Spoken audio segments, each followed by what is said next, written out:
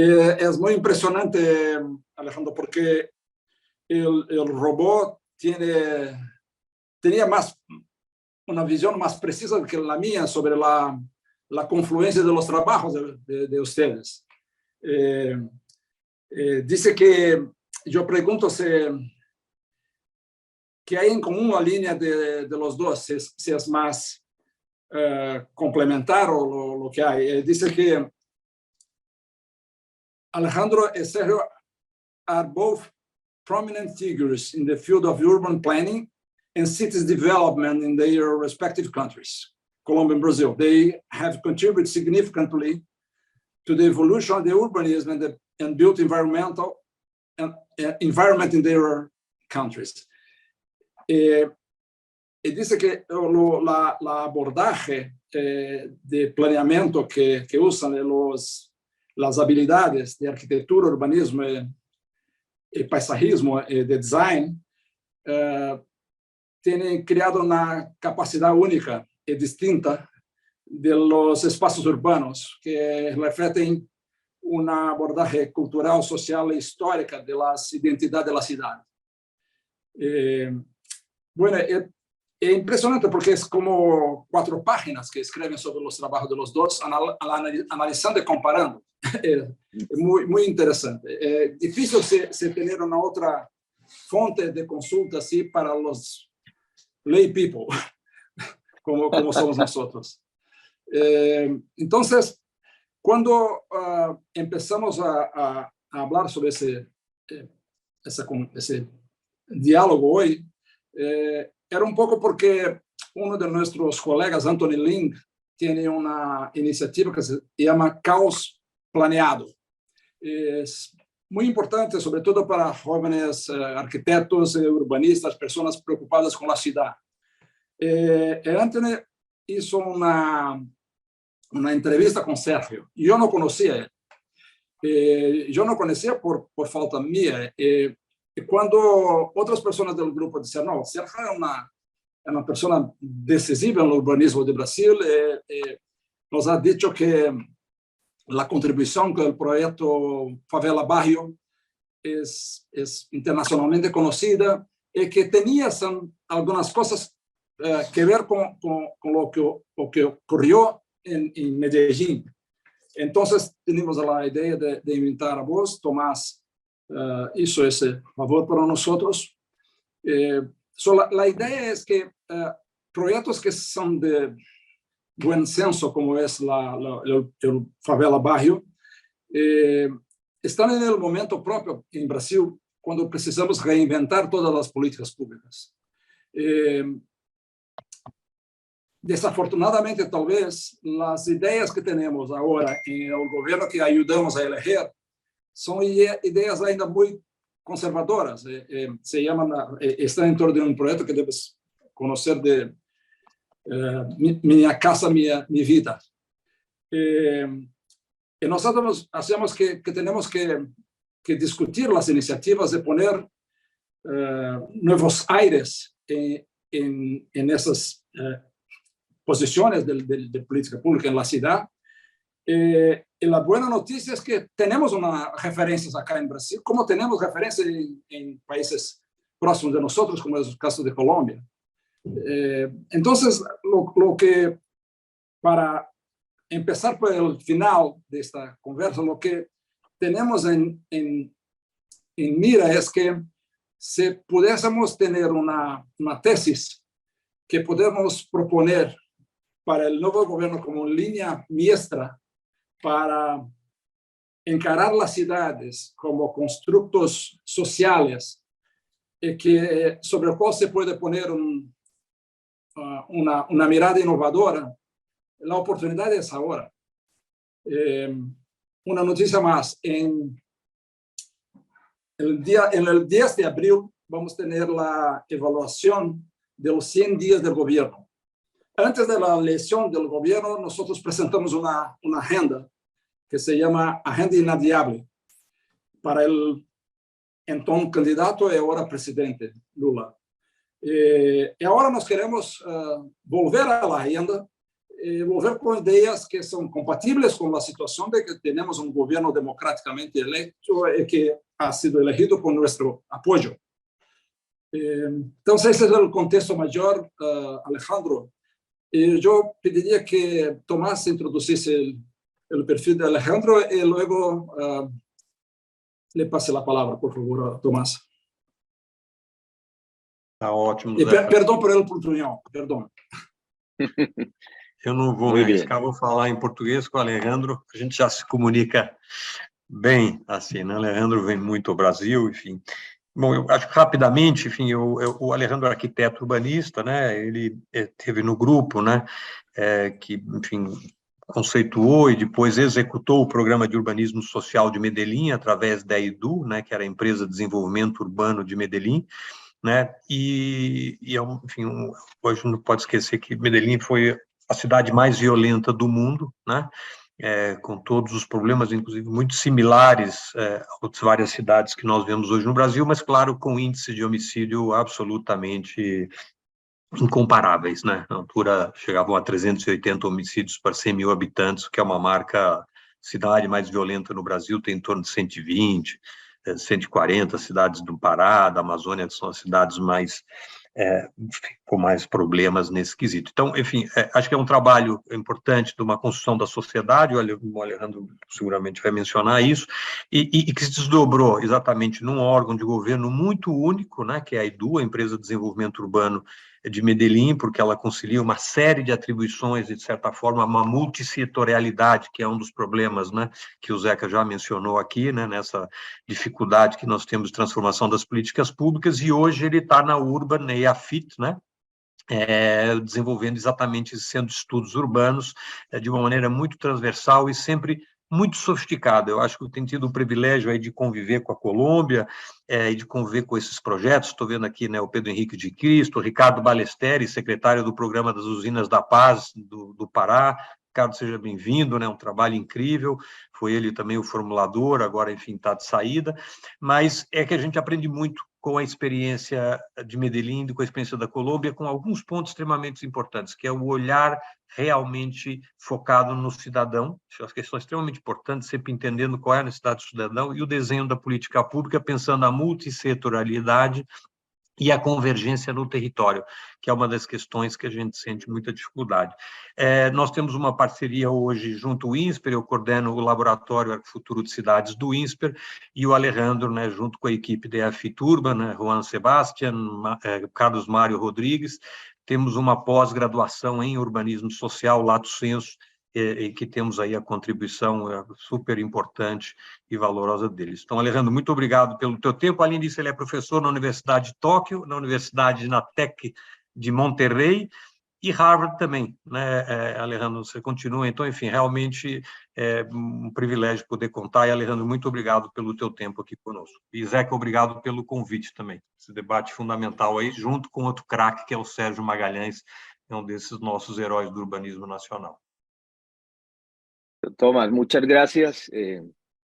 Mi español todavía no llega al portuñol. Tengo que, bueno, es una tarea que tengo. Pues primero, Tomás, José, Marisa, todos, es un honor y siempre un privilegio compartir con ustedes un diálogo y mantener una conversación constante, porque seguramente en algunos momentos en Colombia, en Medellín, hemos tenido iniciativas que sirven para otras partes, como el Brasil, pero en muchos momentos siempre hemos mirado también al Brasil y a otros países latinoamericanos para aprender. Entonces, esta es una conversación que es siempre de ambos lados. Y de hecho, no sé, en la conversación podremos tener un poco más de tiempo, pero estamos viviendo hoy una crisis en Medellín que no esperábamos, que no creíamos que iba a suceder. Se han tenido 3 o 4 gobiernos con continuidad imperfecta. Nunca las continuidades con cambio de gobierno son perfectas, pero que habían mantenido algunas líneas de narrativa y el relato y las prioridades constantes, y actualmente tenemos un gobierno que está realmente erosionando muchos de los temas que se habían hecho antes. Pero bueno, todos estos procesos son relativos. Podremos más adelante hablar un poco de esto. Hoy, como lo dices, Tomás, yo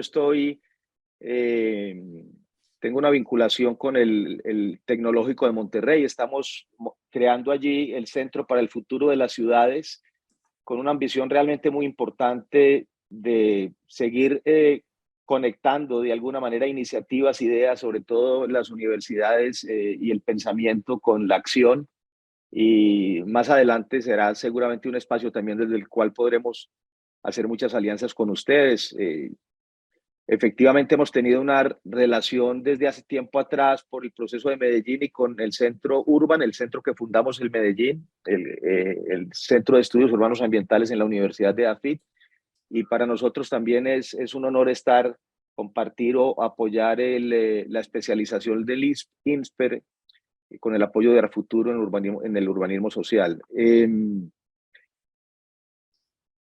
Hablando de José, estabas diciendo que el robot te hizo esa descripción, me gustaría tenerla porque parece que no es que sea todo verdad, pero suena muy bien, entonces la quisiera, después me la copias, pero precisamente ayer también vi un ejercicio que se hizo con cuáles serían la selección de fútbol del mundo.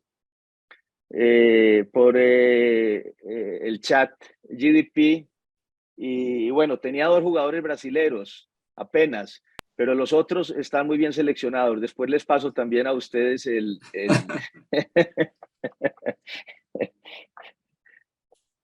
estaban 2 o 3, no estoy seguro. Estaban Cafú y bueno, Cafú no estaba, pero estaba obviamente Pelé. Y bueno, me tengo que acordar cuál era el otro, tal vez Cafú estaba allí.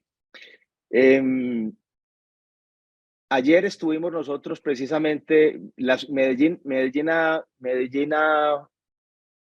ha recuperado por la urgencia, la necesidad de dialogar y debatir sobre los temas públicos y urbanos y de la ciudad, precisamente porque está cambiando el espacio de confianza que había construido. Y entre Sergio y yo siempre hemos tenido, no una diferencia, pero sí no tenemos la misma posición. Sergio Fajardo, con quien hemos trabajado tanto tiempo y en la alcaldía, desde el gobierno, yo creo que con un espacio muy exitoso de transformación, un momento muy importante de la ciudad, pues como su rol como político hoy desde hace ya un tiempo atrás, pues realmente centra fundamentalmente su noción y su visión sobre los temas públicos, lo cual yo comparto parcialmente, pero también la gestión de las otras voces y liderazgos son fundamentales en la ciudad, desde el sector privado, académico y social. Y hay momentos en las ciudades donde uno no tiene el respaldo y el eco del sector público, y yo creo que esas conversaciones tenemos que encontrar y diseñar formas ingeniosas de continuar de alguna manera progresando y manteniendo la agenda sobre los temas de ciudad también. Ese rol entre lo público, lo cívico y el sector privado y académico, que no se da siempre como un balance paritario o homogéneo o armónico, pues nos exige desarrollar herramientas distintas y prioridades y procesos distintos para los diferentes momentos que viven nuestras ciudades, tratando de mantener en el tiempo, en algunos casos con mayor o menor intensidad, de alguna manera los temas prioritarios sobre la agenda pública. Quiero decir, cuando me refiero a la agenda pública, no quiere decir que sea únicamente de los gobiernos, sino yo creo que tenemos una responsabilidad muy grande desde las universidades, del sector privado y cívico, de generar diferentes estrategias y alianzas para mantener, aunque sea en algunos casos sin el respaldo, dijéramos, temporal de los gobiernos, las agendas fundamentales y estratégicas de las ciudades, y obviamente también desarrollar herramientas y estrategias que en armonía y en liderazgo desde los gobiernos puedan implementarse con lo público. Yo voy hoy a tratar de compartir, voy a compartir una presentación. Creo que tenemos, Tomás, 15 minutos más, tal vez. No sé cuánto tenemos más. Sí, creo que 15 minutos está bien, Alejandro. Sí, un poquito Muy más, bien. no tendrá problema. Ok, es posible. Voy a usar una presentación. Me deben permitir compartir la... Sí, No, está bloqueada la pantalla. ahí ya está. Ok. Ustedes me dicen si están viendo mi presentación o mi pantalla. Sí, estamos.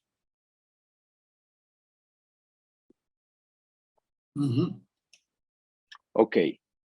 Bueno, yo le puse este título a nuestra conversación hoy porque es real. Siempre que se hace una acción de mejoramiento, siempre que generamos una política pública exitosa, sobre todo en el contexto de las ciudades del sur global y latinoamericanas, pues el reto es tan inmenso que nunca tenemos soluciones completas. Y es una de las lecciones que uno aprende con el tiempo y sobre todo después de 15 años, 10, 15 años de implementar políticas y temas dijéramos, para los temas, los retos de las ciudades, es que con los años se ve mucho más limitada, dijéramos, el impacto y más frágil también. Y algunos procesos adquieren también mayor solidez y permanencia, pero ninguno es completo. O sea, nosotros siempre tenemos que ser conscientes que el objetivo es progresar en los problemas, generar mejoramientos de transición, pero ninguno de nuestros problemas que son tan estructurales seguramente se resuelven completamente y cada vez aparecen retos nuevos en ese sentido. Ahora, también yo siempre he hecho la reflexión de por qué Medellín y el proceso de Medellín todavía sigue siendo un referente y por qué el proceso de Medellín tuvo tanto eco a nivel mundial. Y creo que es posible que hubiéramos hecho, y seguramente hicimos cosas innovadoras importantes durante los años del gobierno, que nosotros llamamos la estrategia de urbanismo social, pero sin duda la visibilidad de Medellín se da es por la ausencia de otras realmente procesos que deberían ser mucho más frecuentes en las ciudades nuestras. O sea, lo que llamamos el margen no es el margen. Hace 2 semanas estaba en Lima y el 60% de Lima es de origen informal y su economía la dominan, dijéramos, los procesos informales, ciudades de Brasil, Colombia, Ecuador, México. Realmente los retos más urgentes hoy vienen no podríamos llamar de esa otra ciudad, sino son parte de la ciudad real completamente. Las estadísticas globales son contundentes. Nosotros al 2050 hay una proyección de que tendremos más de 2 billones de población en asentamientos precarios, pero en los países del sur global la proporción se eleva muchísimo más.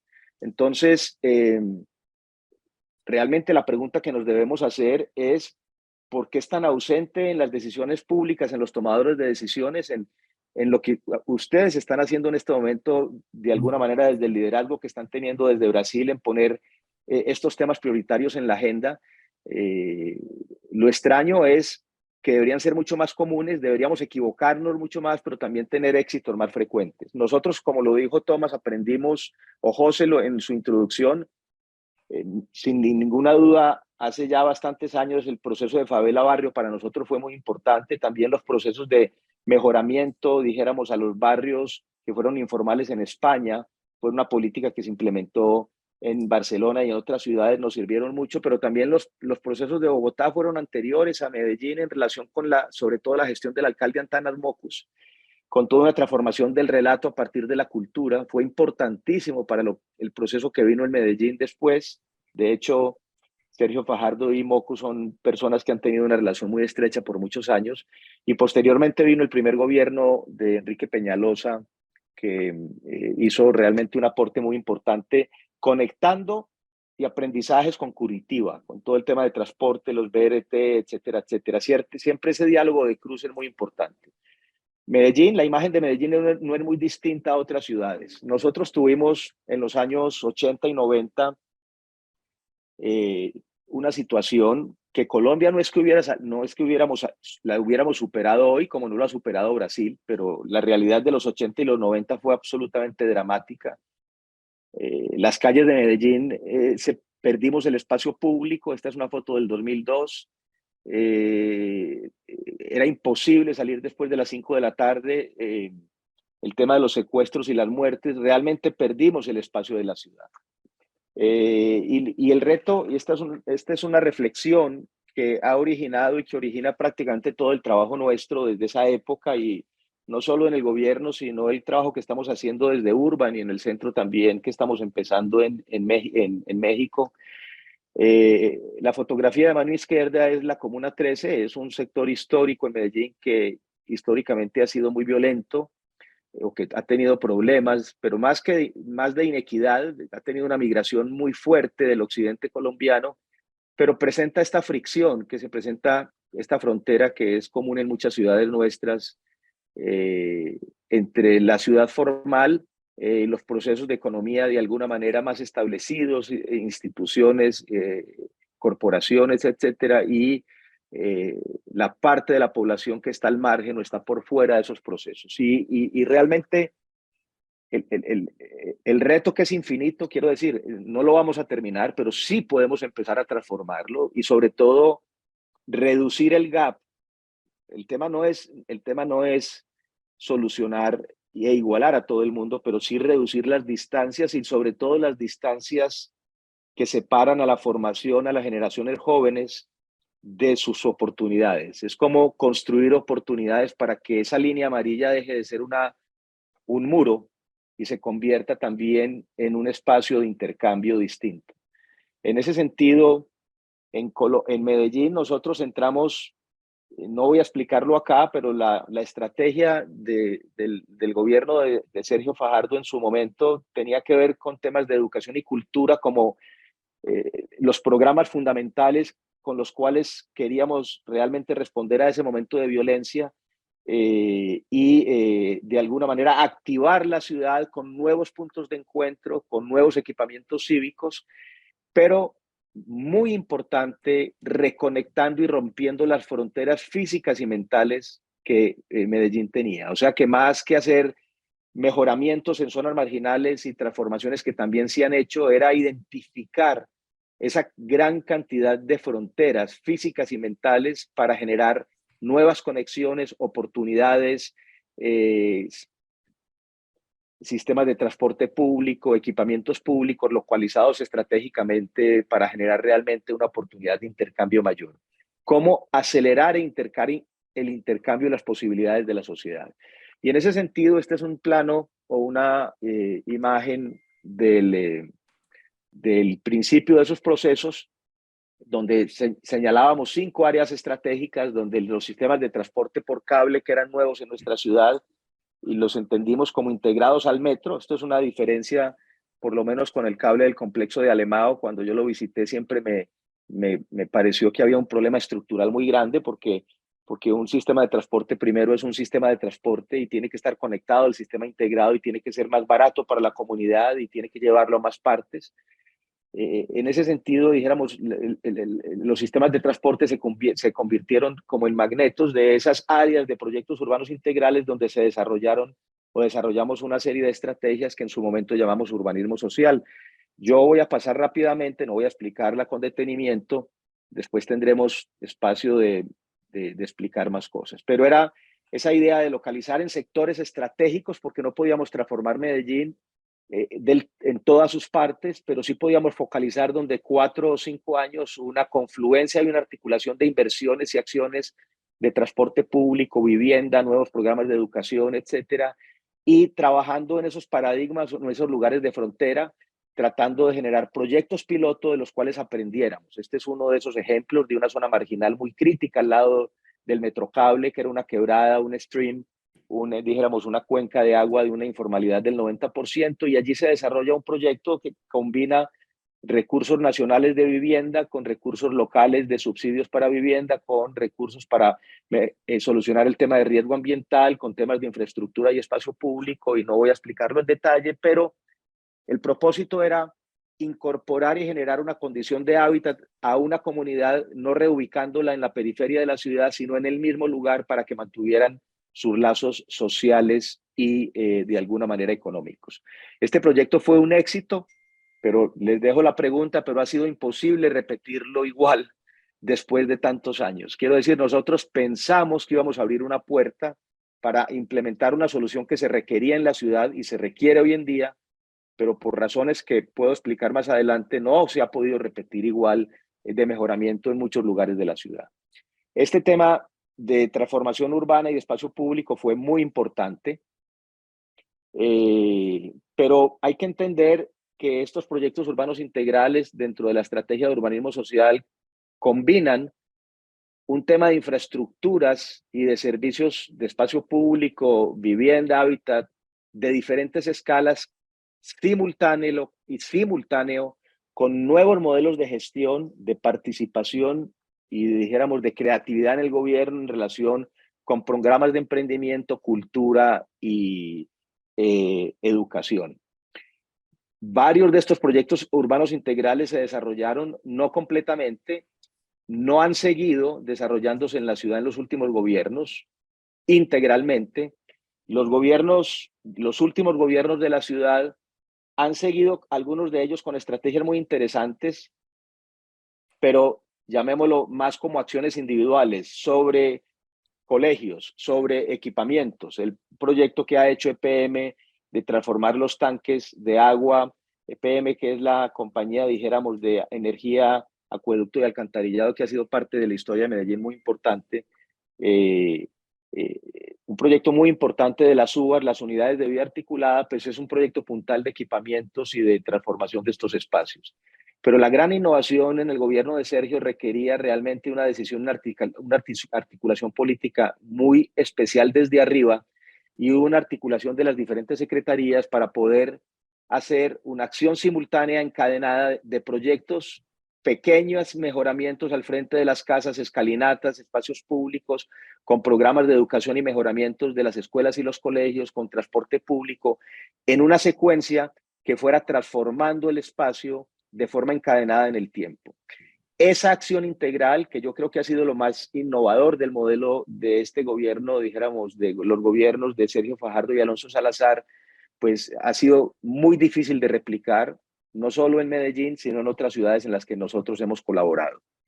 Ahora, Medellín desarrolló con esta estrategia de proyectos urbanos integrales 4 o 5 lugares estratégicos, como este, por ejemplo, de la zona norte, que fue el antiguo basurero de la ciudad en el año 83, y ese lugar allí se convirtió también en un lugar, una frontera entre el centro de la ciudad y el norte, en la época más violenta nuestra, en un lugar de paramilitarismo, delincuencia, pero también con un valor muy importante. Este lugar lo empezaron a conformar y hoy lo habitan 40.000 personas con una condición social y una cohesión social extraordinaria.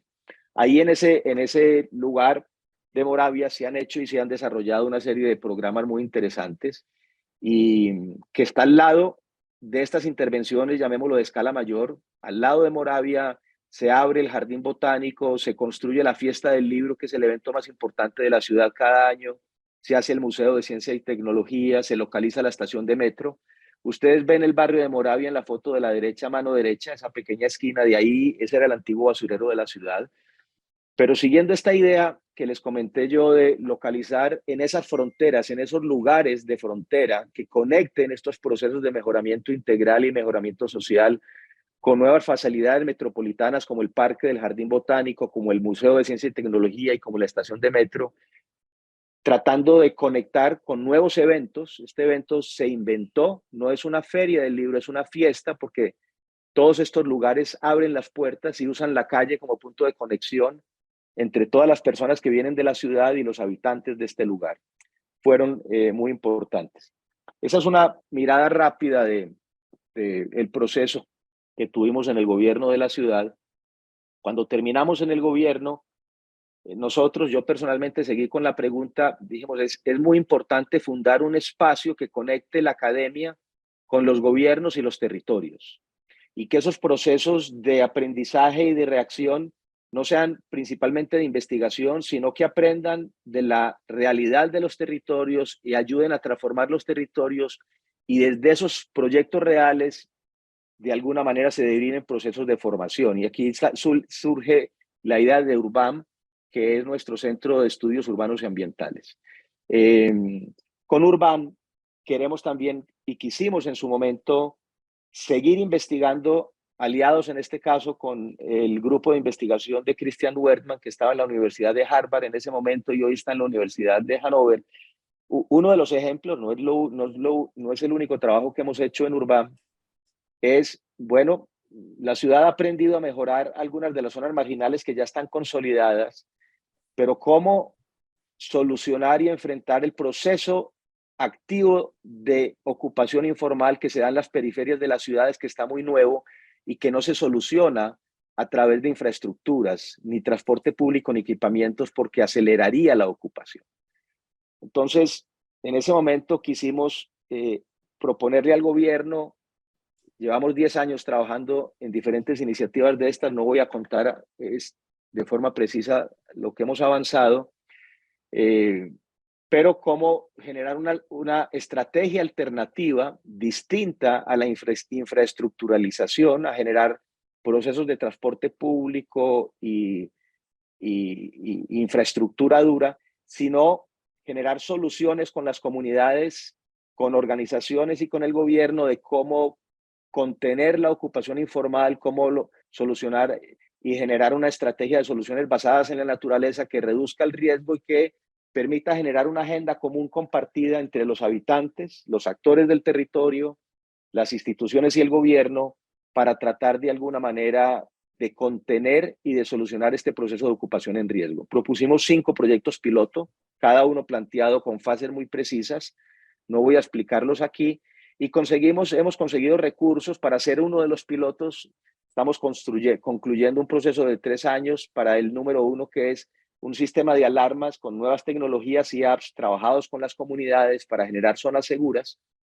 Pero estamos buscando, no hemos tenido, esto ya es no estoy hablando desde el gobierno, sino que hemos tratado de mantener esta conversación desde nuestro instituto, desde Urban, desde nuestro laboratorio, para poder implementar los siguientes pilotos, aprender de ellos e implementarlo como política pública. No hemos tenido la continuidad y el apoyo constante de los gobiernos, pero hemos seguido con esta agenda.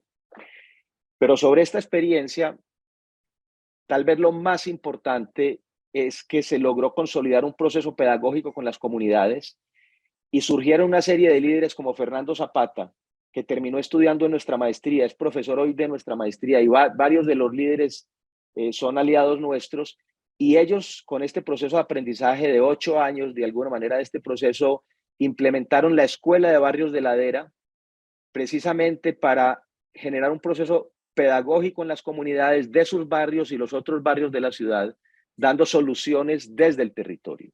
Un poco, una de las lecciones que me queda a mí después de los 10 o 15 años de evaluación de proyectos, sin ninguna duda, es que los proyectos y los procesos, tanto implementados en el gobierno como los que estamos haciendo ahora, que logran de alguna manera desde el origen generar un proceso más robusto, con un número mayor de actores, e implicar no solo las comunidades, sino las instituciones que están liderando desde fundaciones, gobiernos, diferentes tipos de organizaciones, proyectos en el territorio, y se pueden de alguna manera diseñar procesos que pueden ser más difíciles y más lentos al principio, terminan siendo mucho más sostenibles en el tiempo.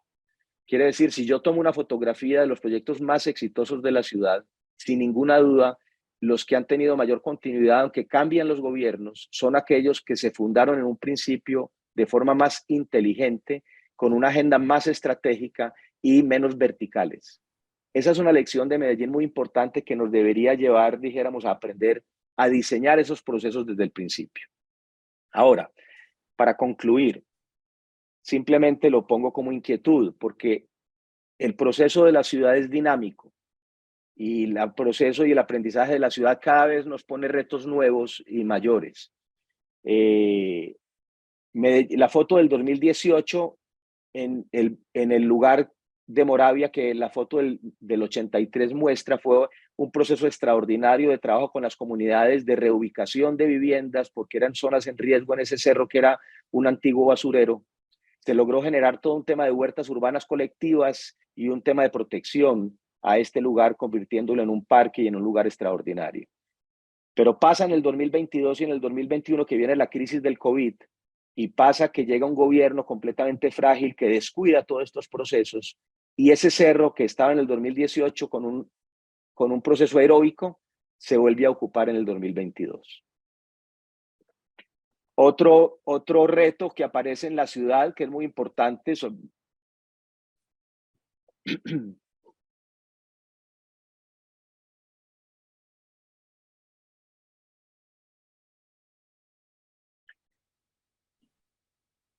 esta imagen es del río Medellín hace 2 meses. El río Medellín, que es el eje central de la ciudad, viene por la parte baja. Medellín es una ciudad lineal por la cual descienden más de 300 quebradas. Aquí llueve muchísimo, pues está teniendo momentos críticos de inundación, y cada vez van a ser peores, porque hace parte de una cuenca, de un basin, donde hay una gran cantidad de quebradas que descienden desde los barrios populares y también desde todas las partes de la ciudad.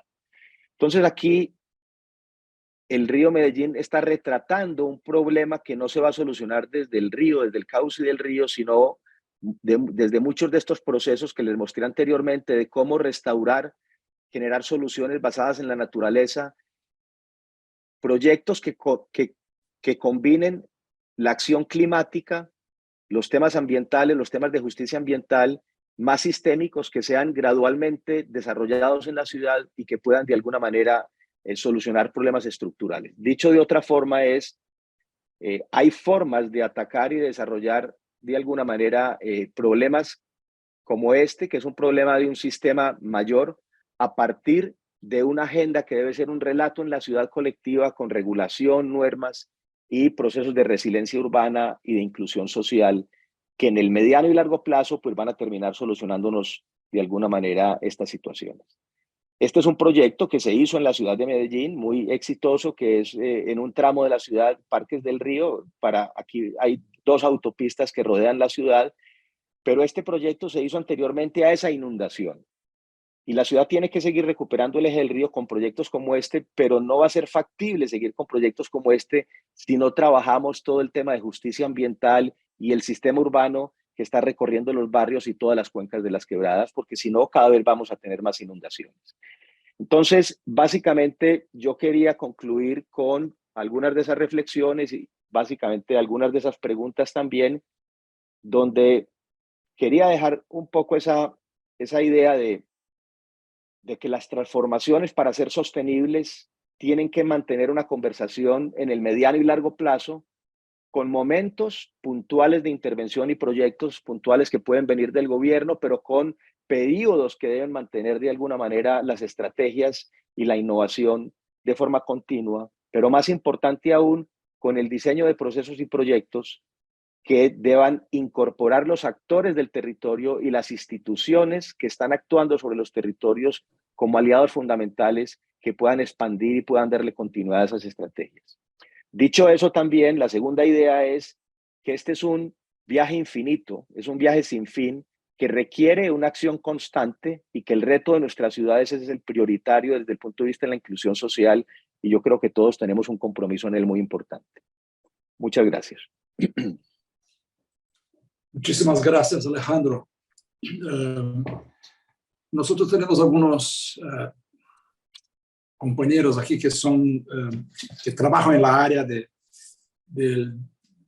los retos, como dice vos, por 12 veces, que así me parece a un gran reto, que es cómo trabajar políticas públicas en un país como Brasil, donde 87% de la población vive en ciudades, sin tener una visión y una práctica estratégica que dialogue con principios como vos ha desarrollado aquí con nosotros hoy.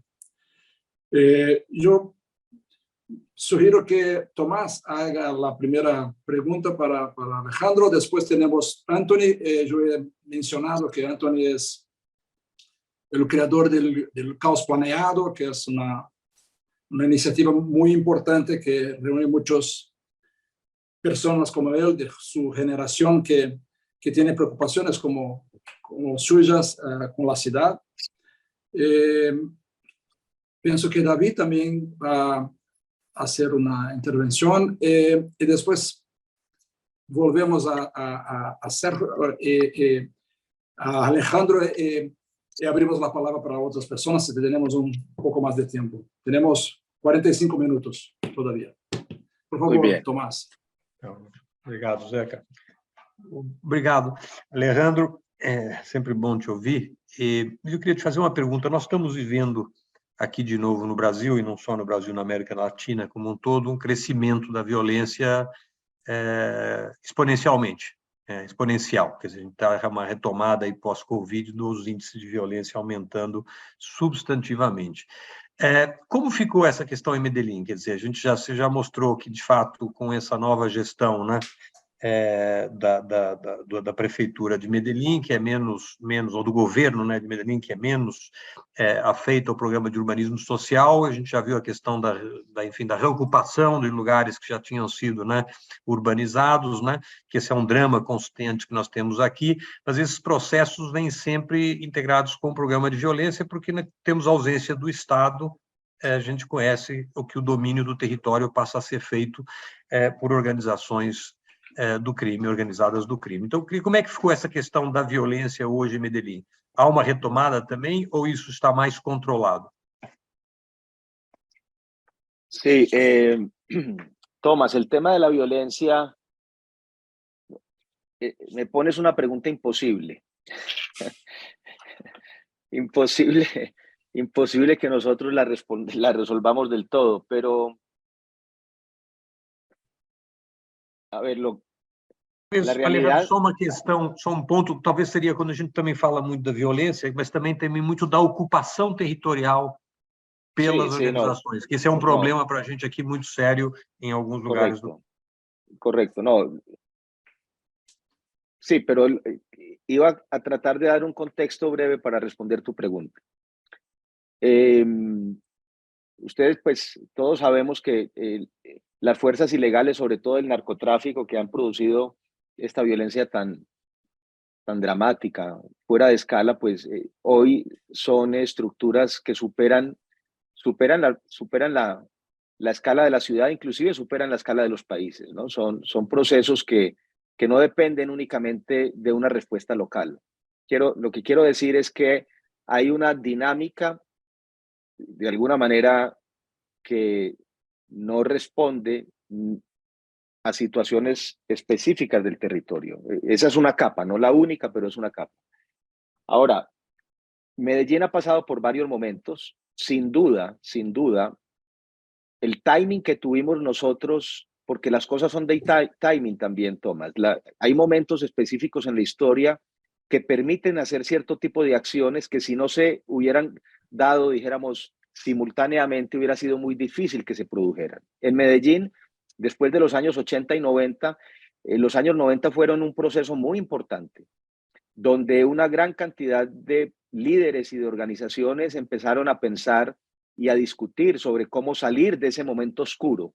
Y de ahí surgieron muchísimos liderazgos e iniciativas que después tuvieron la oportunidad de confluir en algunos gobiernos cívicos, como el de Sergio Fajardo, Alonso Salazar, que invitaron y abrieron el espacio para que muchas de estas organizaciones pudiéramos liderar procesos de transformación. Pero eso se dio, y lo tengo que decir también, porque en el gobierno nacional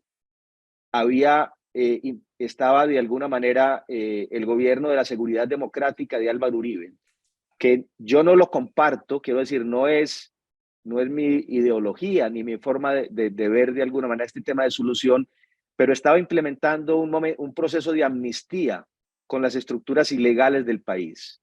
Cuando nosotros llegamos al gobierno en el 2004, acababa de implementarse un proceso de negociación con las estructuras ilegales en el 2003. Entonces nosotros llegamos en el gobierno municipal de la ciudad a, de alguna manera, a trabajar en muchos de los territorios que hace 2 o 3 años eran muy difíciles entrar, pero pudimos entrar a ellos y pudimos empezar a incorporar a una gran cantidad de líderes, inclusive algunos de las personas, de los líderes desmovilizados en estos procesos de transformación.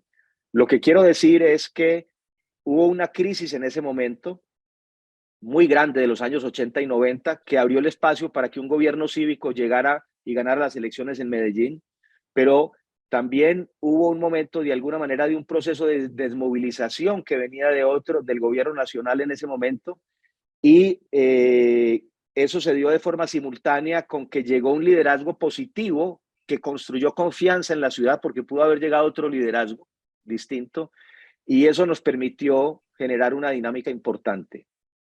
Ahora, sin duda, Medellín ha ido en un proceso que es parecido al de Colombia, recuperando la situación de violencia en los territorios, pero más como una montaña rusa que como una línea recta, o sea, con momentos de subidas y de bajadas, pero si uno pone las dos líneas, hay una situación mejor hoy.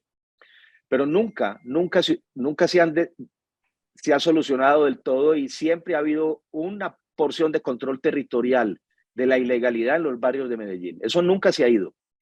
Ha cambiado la proporción, el volumen de ese control territorial, y en algunos lugares la manifestación violenta de ese control territorial. Pero tengo que decir que desde hace 2 o 3 años en Colombia está volviendo, y en Medellín está volviendo a incrementarse lentamente los temas de violencia. Yo creo que los temas de violencia no se pueden solucionar del todo. Yo creo que sí se pueden reducir, y lo que hay que tratar es realmente de controlar y de generar de alguna manera una acción que permita generar, dijéramos, una situación aceptable en el tema de violencia, pero no lo vamos a poder controlar si no cambia el negocio del narcotráfico, Tomás. Quiero decir, las reglas del negocio del narcotráfico como están hoy en día son demasiado potentes, pero si se mejora la presencia del Estado, si se mejora la inteligencia, la policía cívica, los programas en los barrios, sin duda se mejora la situación de violencia en esos lugares, pero es imposible de alguna manera evacuarlo del todo. Muy bien. Anthony? Tudo bom, Alejandro? Muito obrigado pela apresentação, prazer te ouvir e aprender cada vez mais com a experiência de Medellín. Eu vou fazer uma pergunta, tendo muito recentemente entrevistado o Sérgio Magalhães para o podcast do Caos Planejado, né? Acho que até foi um gancho aí que eu passei por José César algumas semanas atrás. E, pelo menos na conversa que eu tive com o Sérgio, né, ele contando do sucesso do Favela Bairro no Rio de Janeiro dos anos 90, ele comentou que o próprio Favela Bairro serviu de inspiração para Medellín naquela época, e que, de certa forma, ajudou Medellín a iniciar os processos de urbanismo social que hoje tem colhido os frutos, né? E, aparentemente, né, o caminho contrário aconteceu no Brasil, né? O Favela Bairro foi, assim, mais ou menos que esquecido, né? Agora a gestão Paes está tentando retomar isso de alguma forma, com outro nome, ainda a ver o resultado. Mas, assim, parece que a gente fez algo no Brasil extremamente positivo, de impacto comprovadíssimo, né, em todas as frentes, e que isso, digamos assim, primeiro que a gente não conseguiu replicar dentro do país, né?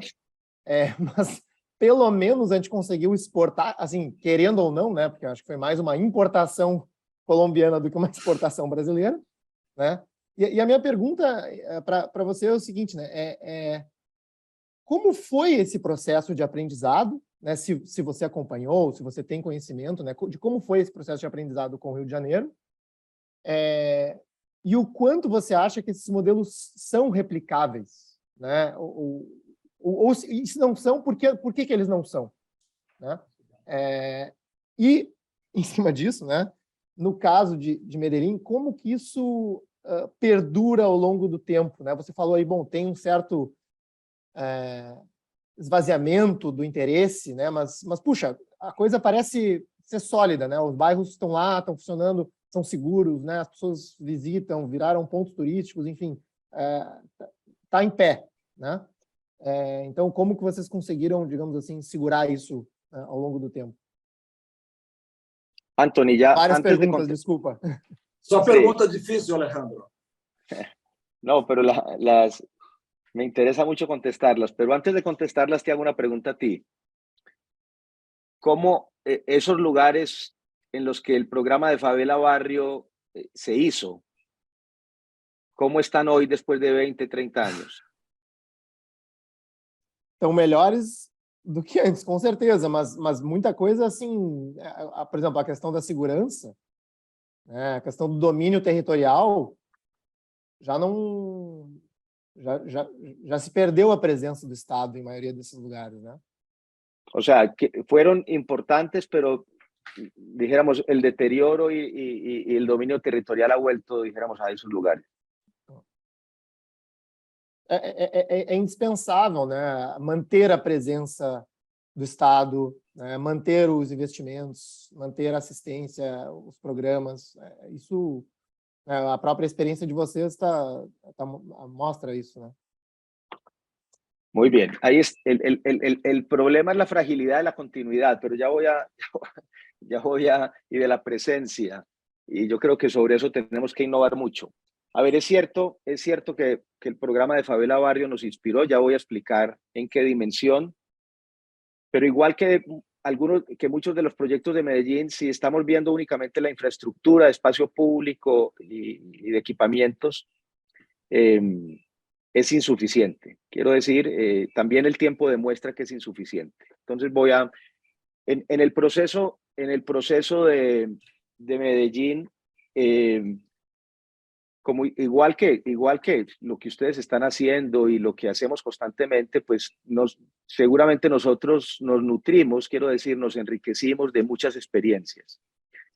En el caso personal mío, porque quiero decir, no es que yo hubiera sido la única persona que ha trabajado en Medellín, pero les hablo de mi experiencia personal. Yo me fui a Barcelona por 5 años con la pregunta de los barrios de Medellín. Yo me fui a Barcelona no a estudiar la transformación de los olímpicos, sino a estudiar la transformación de muchos de los barrios que fueron marginales y que implementaron una serie de políticas y programas de mejoramiento, sobre todo de espacio público, accesibilidad, transporte, etcétera. Podría ser muy parecido a lo que se hizo en Favela Barrio en contextos distintos, pero esa fue la pregunta con la que me fui. Yo me fui a Barcelona a pensar Medellín. Entonces menciono Barcelona porque los temas de diseño urbano, espacio público, equipamientos, conectividad, capilaridad, dijéramos, muchos de los temas que implementamos y que están en Favela Barrio, creo que tiene que ver también con una dimensión integral, pero física, no completa, sino desde la dimensión física que se implementó allí. Cuando volvimos, y yo volví a Colombia, hubo varios procesos, empezamos a trabajar en un taller que formamos en la Universidad Pontificia Bolivariana, que llamamos el Taller del Norte, en donde estudiamos con mucho detalle precisamente los programas de Favela Barrio. Nos interesaron mucho, estábamos pensando mucho, trabajando en los barrios de Medellín antes de llegar al gobierno con Sergio Fajardo. Pero para nosotros fue un referente muy importante también el proceso de Bogotá. Bogotá en ese momento, antes que Medellín, tuvo 2 gobiernos extraordinarios. El gobierno de Antanas Mockus, del cual Fajardo aprendió muchísimo, y todo el tema de la transformación cultural, simbólica, de equipamientos, etcétera, fue muy importante. Hay un libro extraordinario que publicó la Universidad de Harvard sobre el legado de Antanas Mockus. Yo creo que vale la pena tenerlo si estamos pensando en gestión pública. Yo les puedo después pasar la bibliografía. El gobierno de Bogotá de Enrique Peñalosa, de espacios públicos, alamedas, el Transmilenio, que se derivó de Curitiba, fue antes que Medellín. También fue muy importante la experiencia de Bogotá en ese sentido para nosotros. Entonces, claro, en el gobierno de Medellín se juntan unos equipos que pensábamos más en la dimensión técnica, espacio público, conectividad, transporte público, pero llegó un equipo muy potente y liderado por el alcalde, donde la agenda de la cultura, la educación, el emprendimiento, de alguna manera, y dijéramos, la transformación social, y llegaron personas con muchísima experiencia y recorrido y cercanía con los barrios y las historias de los barrios de Medellín. Personas que llevaban 20 años trabajando con las comunidades de Medellín desde el punto de vista de comunicación, construyendo liderazgos, etcétera. Yo creo que lo importante del gobierno de ese momento en Medellín es que logramos seleccionar unos territorios estratégicos donde fuimos capaces de articular de forma más holística e integral varias dimensiones e historias de las cuales aprendimos. Transporte público, espacio público, equipamientos, etcétera, que pudiera ser cercano a Favela Barrio, al gobierno de Peñalosa o Barcelona, con temas de cultura, integración social, etcétera, que de pronto las lecciones de Antana Mocus fueron muy importantes y otras que se desarrollaron en la ciudad. Y de ahí surge de alguna manera ese programa o esas políticas de acción integral o de urbanismo social, que tengo que decirlo que requirieron un esfuerzo descomunal muy grande de liderazgo del alcalde para poder de alguna manera hacer articular los diferentes procesos en un territorio o en zonas de la ciudad, dijéramos, estratégicas, porque los gobiernos, ustedes saben que funcionan como silos independientes. Por un lado es la infraestructura y transporte, por un lado, otro lado es vivienda, por otro lado es educación. Y yo creo que la diferencia de lo que logró hacer la ciudad y Medellín en ese momento fue esa capacidad de gestión y generar una estructura de gestión más integral sobre esos territorios. Ahora, lo que no está tan bien como lección después de muchos años es que una ciudad no es capaz de hacer ese esfuerzo. El esfuerzo de inversión y de gestión es tan grande que puedes localizarlo durante 4 o 8 años en 2 o 3 lugares de la ciudad. Pero cuando ya tratas de hacerlo en 20 lugares, vuelve y se dispersa de alguna manera la articulación. Y lo hace muy difícil. Y es muy difícil encontrar gobernantes, alcaldes, gobernadores, personas de gobierno que tengan el foco y la claridad y la gestión de microgerencia, porque eso requiere una idea, pero también microgerencia, de lograr articular de forma continuada unas mesas de trabajo que permitan articular esos procesos. Entonces, si tú me preguntas a mí después de 15 o 20 años, claro, tuvimos una situación excepcional en Medellín en algunos momentos porque se juntaron muchas cosas. Y hemos tratado, y yo personalmente también he tratado de replicar estas políticas y estos programas en otros lugares, y te digo honestamente, ha sido muy difícil encontrar situaciones y contextos similares, y sobre todo gobernantes y disposición de los gobiernos para hacerlo. Entonces yo creo que tenemos que generar herramientas y estructuras alternativas también, que no sean perfectas, pero que puedan permanecer en el tiempo y que puedan de alguna manera generar acciones muy importantes. Muito obrigado pela resposta, Alejandro, pela candura da tua resposta. Você colocar essa experiência pessoal e falar honestamente das dificuldades que a gente imagina que você passou e passa, né? Eu queria informar que nós tivemos problema na nossa combinação com o Sérgio Magalhães, ele não vai aparecer. Ele tinha se agendado para amanhã, enfim, perdemos o Sérgio. Fica para outra oportunidade. Mas eu queria agora, então, antes de passar a palavra para o Davi, eu queria sugerir ao Kelman que, pegando o gancho da última intervenção, pela pergunta do Anthony, da última intervenção do Alejandro, ele fala, nós temos que criar ferramentas e instrumentos novos que possam, agora minha interpretação, que criem incentivos também que alinhem para que essas políticas tenham continuação e, sobretudo, que os incentivos errados não sejam perpetuados. E eu tenho certeza que tem uma pergunta pertinente aqui que eu queria provocar o Kelman, se ele me permite, depois da intervenção do Davi. E, por fim, eu queria pedir também ao nosso colega que está aqui na sala conosco, eu não sei se já se conhecem, presumo que sim, Alejandro, o Ricardo Balestreri. Vocês já se conhecem? O Ricardo desenvolveu e liderou como secretário um trabalho muito importante nas usinas da Paz, em Belém. Então, eu ia pedir que, por último, ele falasse também sobre as usinas da paz. Então, minha sugestão, fala Davi e fala Kelman, voltamos ao Alejandro, depois fala o Balestreri, tá bom? Perfeito.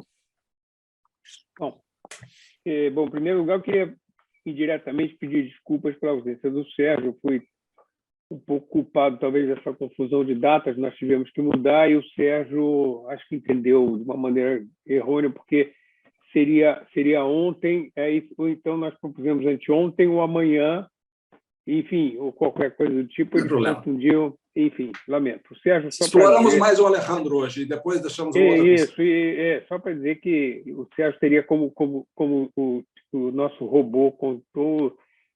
Impressionante, eu li o que o Zeca escreveu, é impressionante como o robô foi capaz de fazer uma conexão tão perfeita, na minha opinião, entre duas figuras que são expoentes em termos de arquitetura e urbanismo. E é uma pena porque o Sérgio foi secretário municipal aqui do Rio de Janeiro durante muitos anos. Ele foi secretário durante 7 anos do governo César Maia e do governo Luiz Paulo Conde. Anteriormente foi secretário de Projetos Especiais do Rio de Janeiro. Lá atrás trabalhou até como jovem no governo Lacerda, se não me engano, e ele foi o principal implementador do Favela Bairro. E só para ter uma ideia dos números, o Favela Bairro foi implantado em 155 favelas e atingiu mais ou menos entre 550 e 600 mil moradores. Quer dizer, são números grandes, mas lembrando que o Rio tem, estimativamente, em termos de 700 a 750 favelas. Quer dizer, foi um trabalho de muito fôlego, mas aquém do que ainda seria necessário, e por isso a interrupção também teve um impacto muito grande. E eu, de alguma maneira, não trabalhei profissionalmente com o Sérgio, mas tive um contato com o Sérgio durante muitos anos. Nós montamos, baseado na experiência de Bogotá, do prefeito Mocos, que foi mencionado pelo Alejandro aqui diversas vezes, nós nos inspiramos no Bogotá como vamos, e o Bogotá como vamos inspirou o Rio como vamos.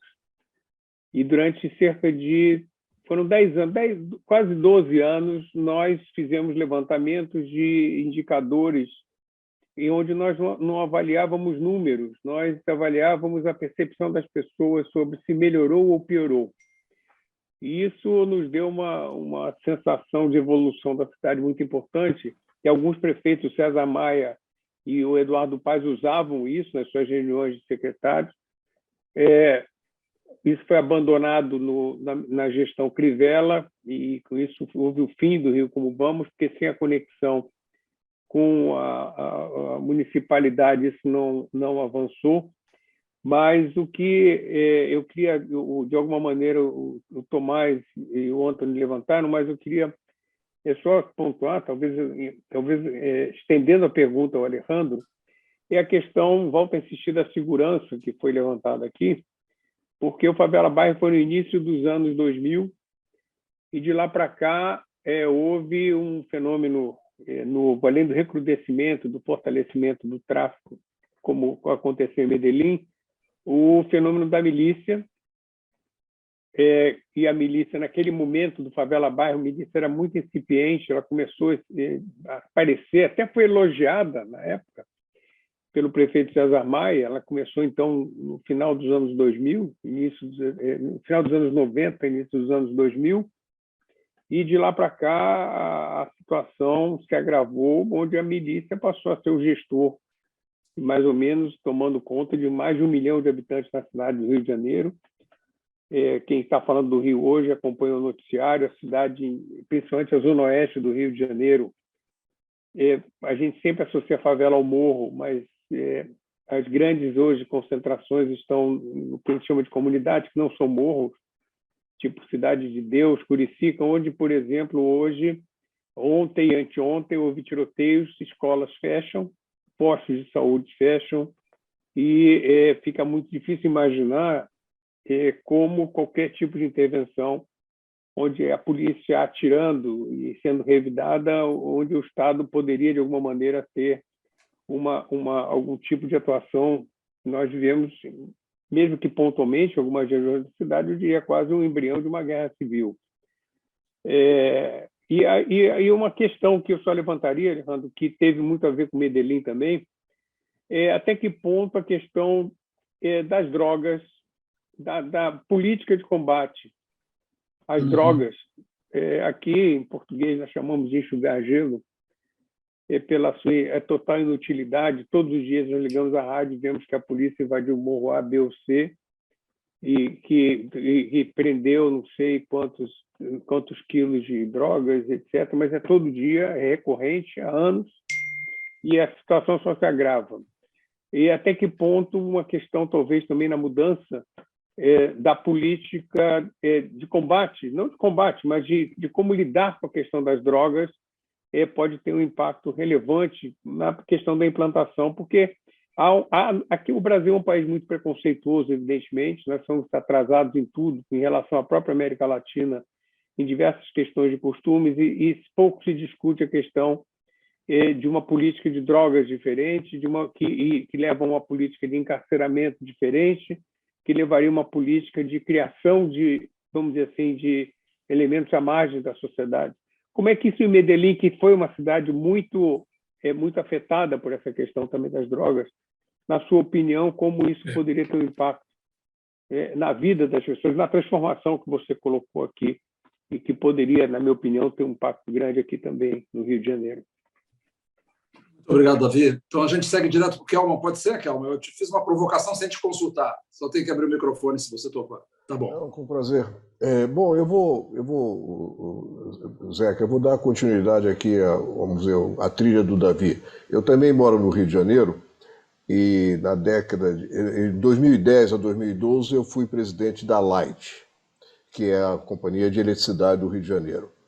E na época coincidiu com uma outra experiência do Rio de Janeiro. O Davi falou do Favela Bairro. Nós tivemos que foi essencialmente uma experiência de urbanização dessas comunidades, mas tivemos no Rio de Janeiro uma outra experiência de tentar trazer segurança, né, domínio do território, que foram as UPPs, que foram, enfim, uma tentativa do governo de ocupar essas regiões. Nós tivemos, na ocasião, um secretário de segurança muito determinado e muito competente, o Beltrame, e eu, como presidente da Light, tive muito contato com ele. Ele dizia que não seria possível ocupar e trazer segurança a essas comunidades só com a polícia, só com a presença da polícia. Precisaria ter serviços públicos.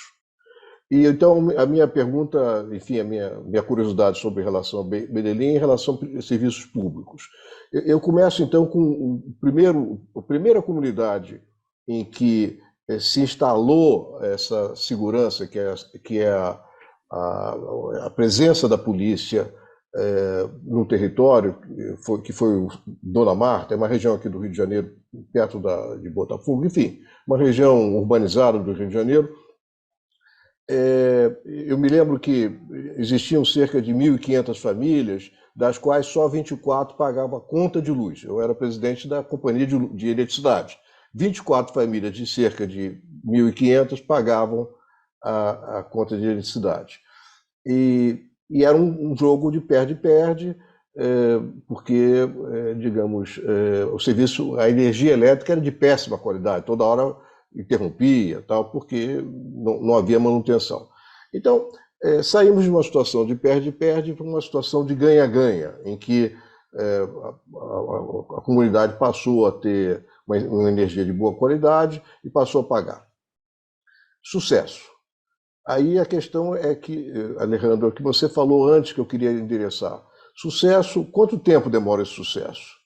E o que aconteceu foi que o sucesso levou ao insucesso, porque o espalhamento de uma experiência bem-sucedida para outros locais fez, sem a devida capacidade de implementar, levou a uma situação muito difícil de controlar. Quer dizer, o sucesso não se repetiu. E onde tinha havido sucesso, acabou deteriorando e perdeu-se o controle de tudo. Quer dizer, ou seja, não houve capacidade de pegar uma experiência, modelo bem-sucedida e expandi-la em outras situações. Me parece, Alejandro, que você mencionou isso.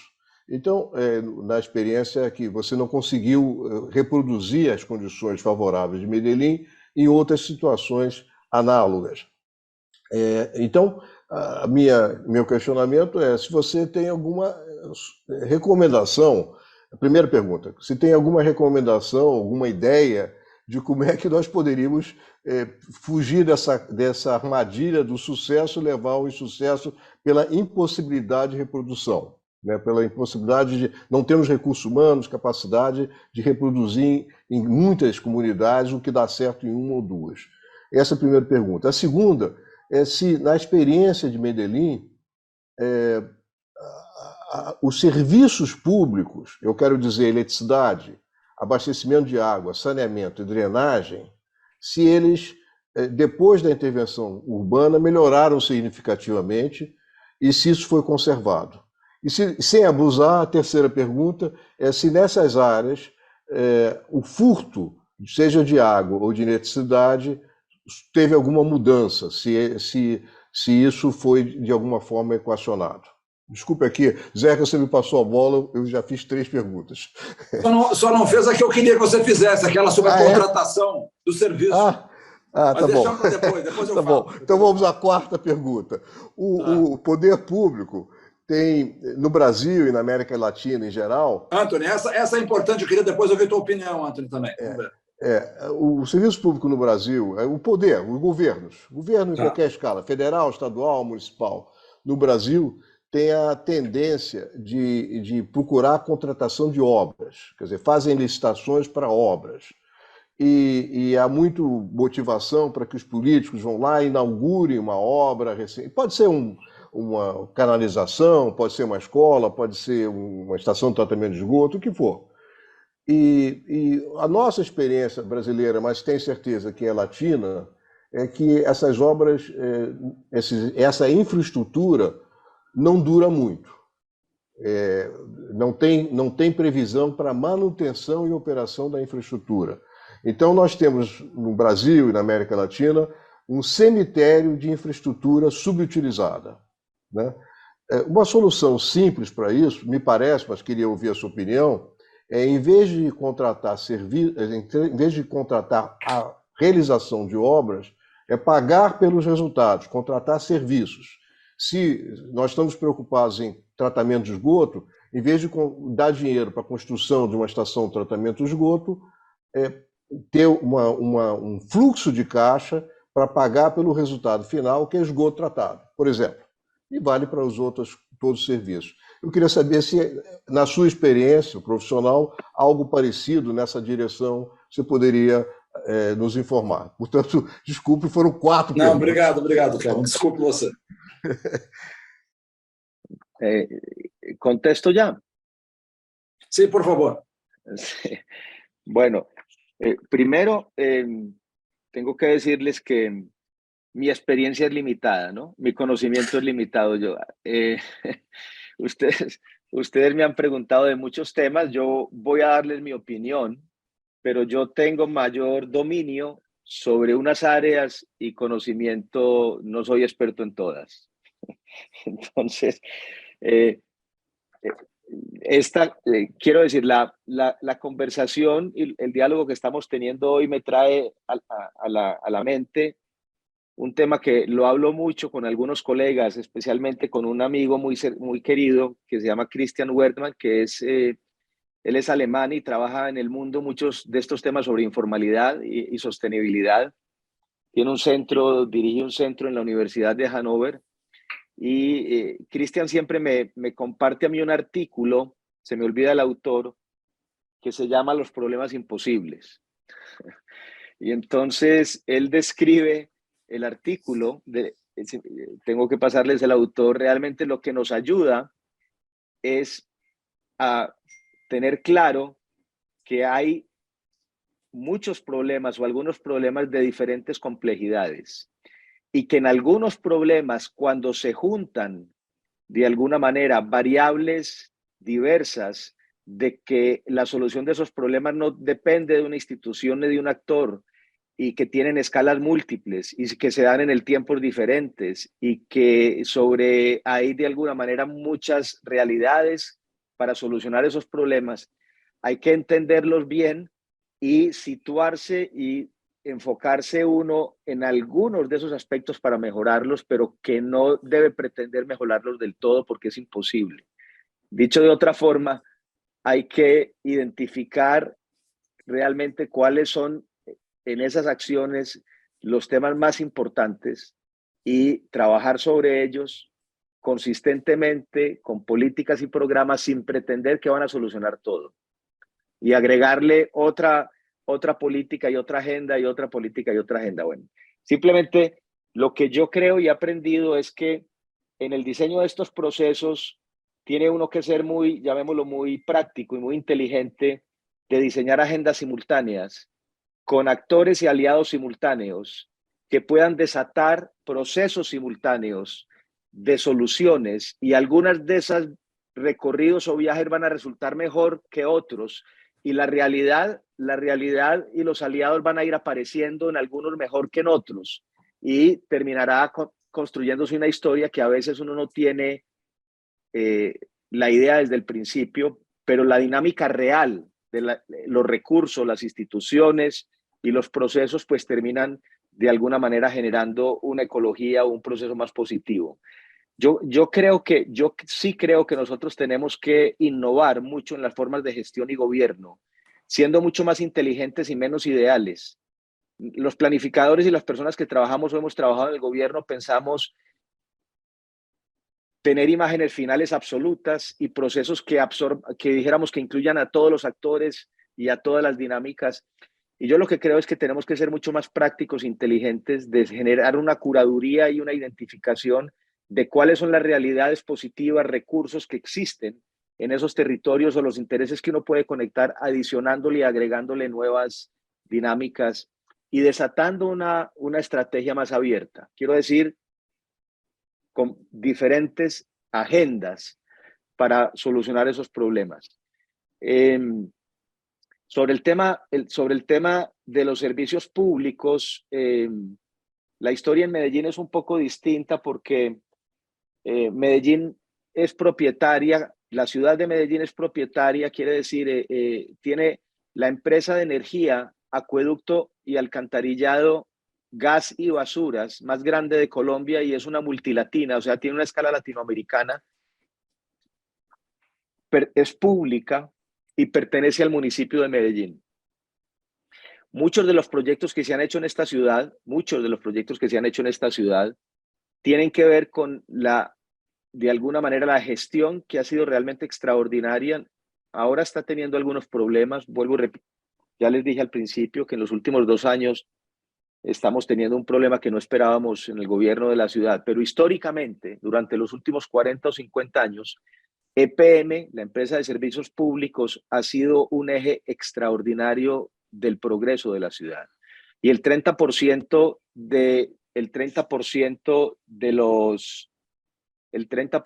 de las utilidades de la empresa se va para proyectos de inversión. Entonces, muchos de estos lugares que intervinimos con procesos de transformación urbana y urbanismo social, EPM había llegado antes. Quiero decir, no, los servicios habían llegado antes y se han desarrollado también figuras muy innovadoras de pago por prepago, como son los teléfonos celulares. Quiere decir, tú puedes pagar la energía y las comunidades simplemente por 10 horas, 15 horas, etcétera, para poder conectarte y no tener un pago, dijéramos, del consumo mensual, y tener mayor conciencia del manejo del consumo. Quiero decir, hubo varias figuras que ayudaron a gestionar estos temas. Lo que pasa es que ustedes me hicieron muchas preguntas, cada una muy gruesa, entonces estoy aquí saltando de una para otra.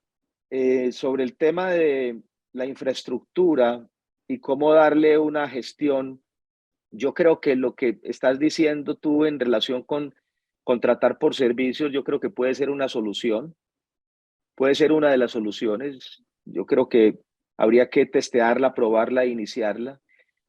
pero también creo que si desde el origen, mejor dicho, las instituciones en Medellín y los programas que después de 15 o 20 años han podido tener vida propia, fueron los que fueron menos top-down y menos verticales, y fueron los que generaron una figura de gestión al principio que no hay una sola solución, porque cada proyecto fue distinto, pero que fue capaz, por ejemplo, de incorporar en uno de los centros culturales más importantes de la ciudad, que conserva su actividad después de muchos años. La idea nació desde la comunidad.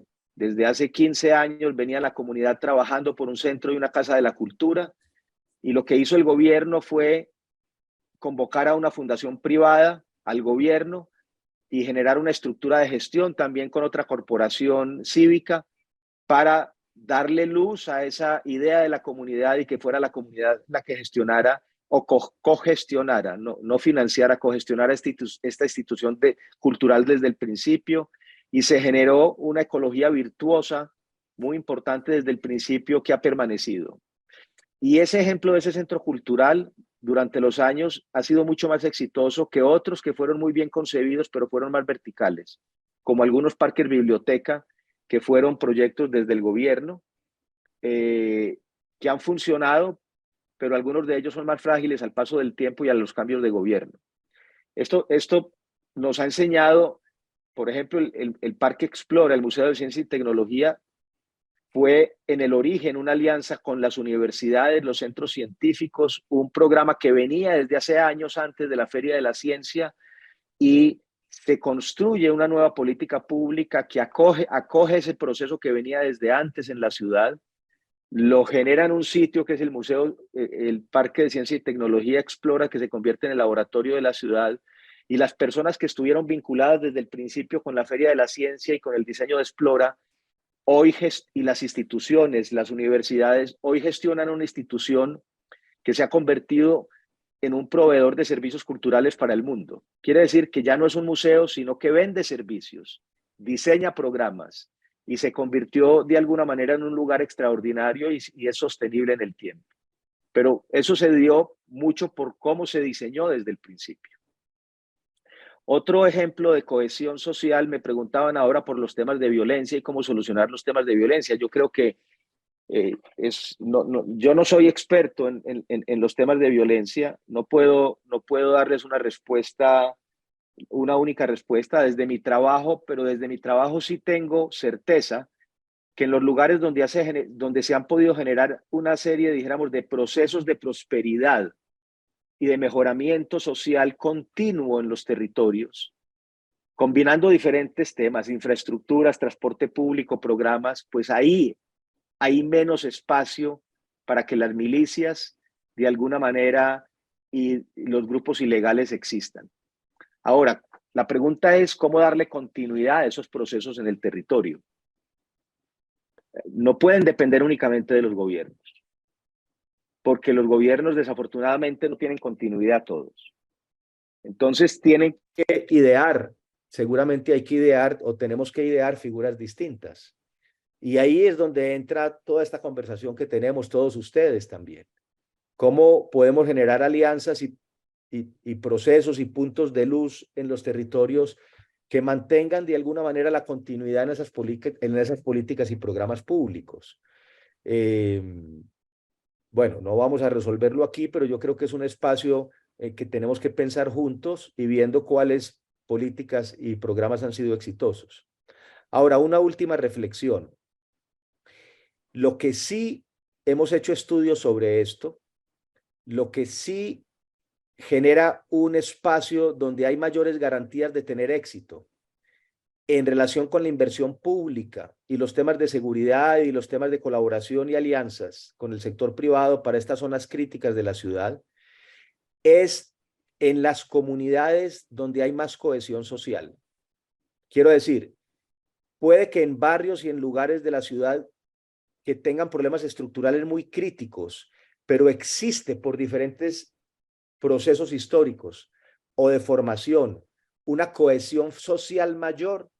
Lo que sí tenemos nosotros certeza después de un tiempo es que allí hay mayor factibilidad de éxito en estos programas.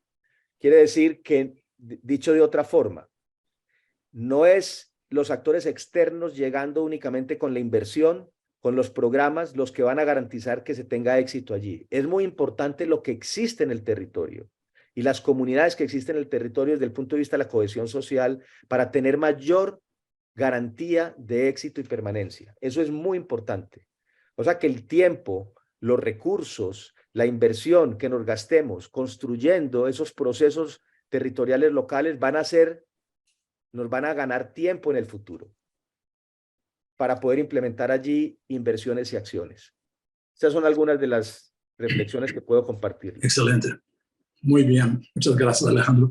Bueno, nós vamos ter que fazer uma consolidação aqui por conta do tempo, tá, gente? Então, eu vou passar pela ordem para perguntas mesmo, não vai dar para fazer grande intervenção, para o René, o Roberto Vac, que eu acho que tem uma experiência sobre essas negociações de território assim, super rica, e, por fim, eu vou também pedir a paciência do Ricardo para fazer uma consolidação em 5, não em 10 minutos, da experiência que eu acho que a gente precisa conhecer das usinas da paz. Tá bom? E aí a gente devolve para o Alejandro e encerramos.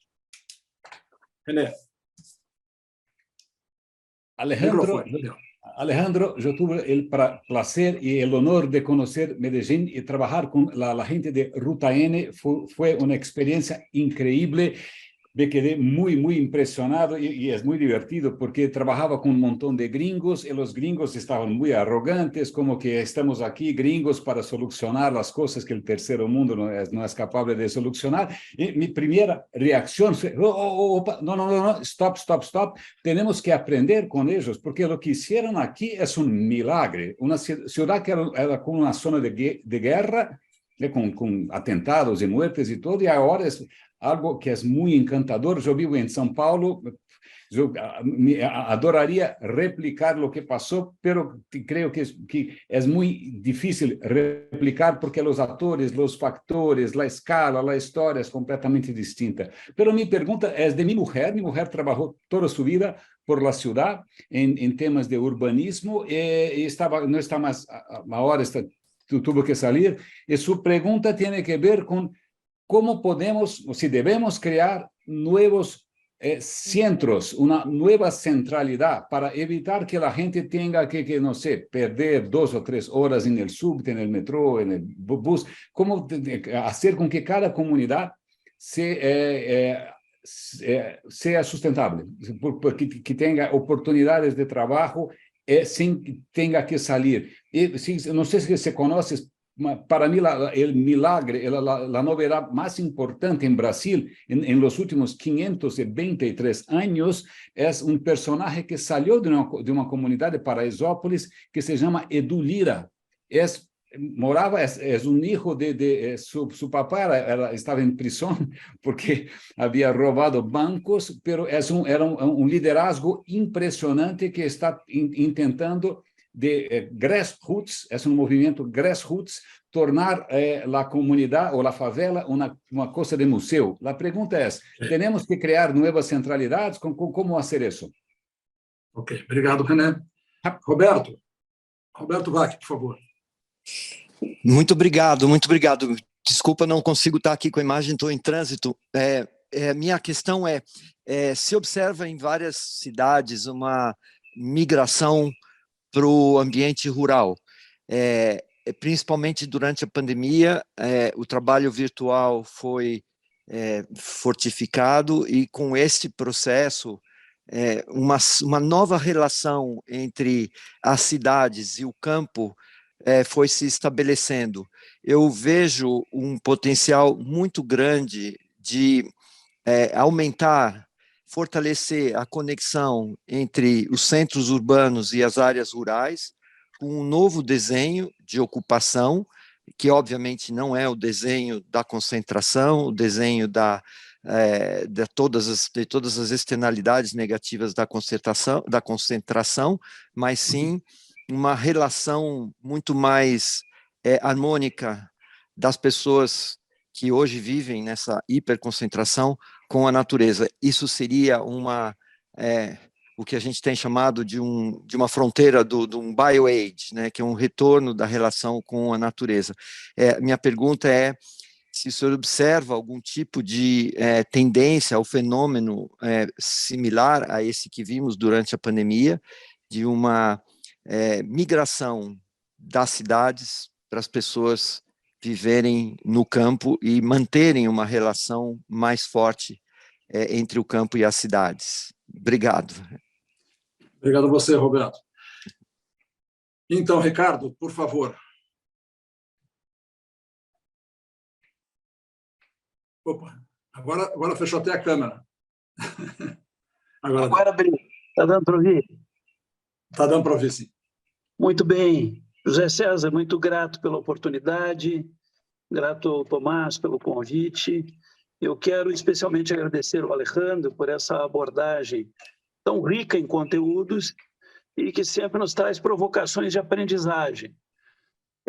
Muito rapidamente me apresentando, eu sou Ricardo Balestreri, eu fui durante os anos do PRONASSE, o Programa Nacional de Segurança com Cidadania. Eu fui o maior, único, talvez o único programa de segurança pública no Brasil contemporâneo.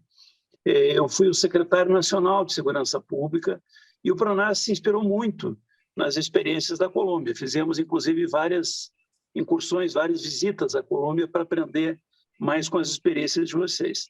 Depois eu fui secretário de Segurança Pública em Goiás, que é um outro estado importante brasileiro, e nos últimos 4 anos fui secretário de Cidadania do Pará, que é o estado amazônico mais referencial, com maior população, enfim.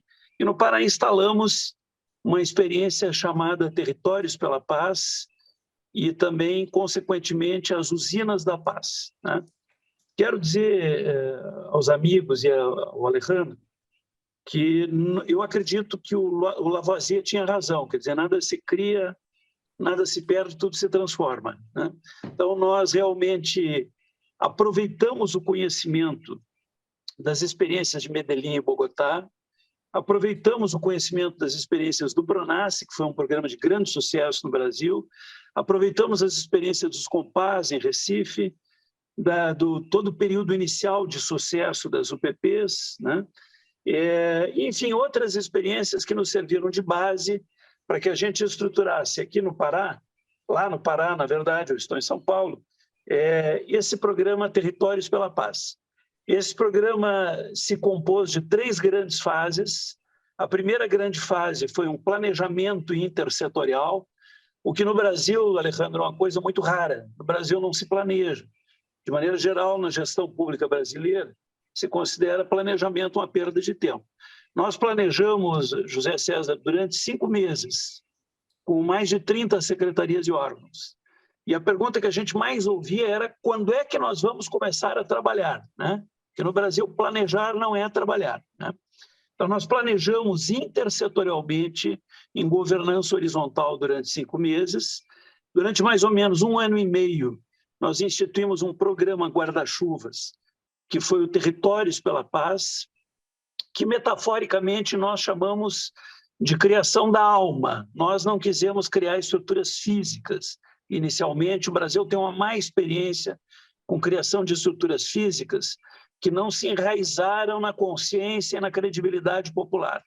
Então, durante 1 ano e meio, nós trabalhamos na rede de escolas, na rede de associações comunitárias, nas redes culturais, né? E nós conquistamos a credibilidade popular sem ter nenhuma estrutura física elaborada. Esse foi o segundo momento. E no terceiro momento, ainda utilizando a metáfora, nós partimos da alma para o corpo. Então, nós criamos as chamadas Usinas da Paz, que sinteticamente são espaços de em torno de 10 a 12 mil metros quadrados, e ali nós temos mais de 70 serviços estatais gratuitos, saúde, segurança, educação, esporte e lazer em grande quantidade, temos piscina semiolímpica, dojo, cursos formativos, profissionalização, toda sorte de questões que são necessárias nessas comunidades mais populares.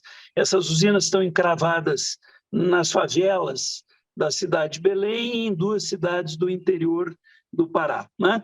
Para dar alguns números, nós, apenas na atividade do Terpaz nas escolas e centros comunitários, nós atendemos em 1 ano e meio 750 mil beneficiamentos.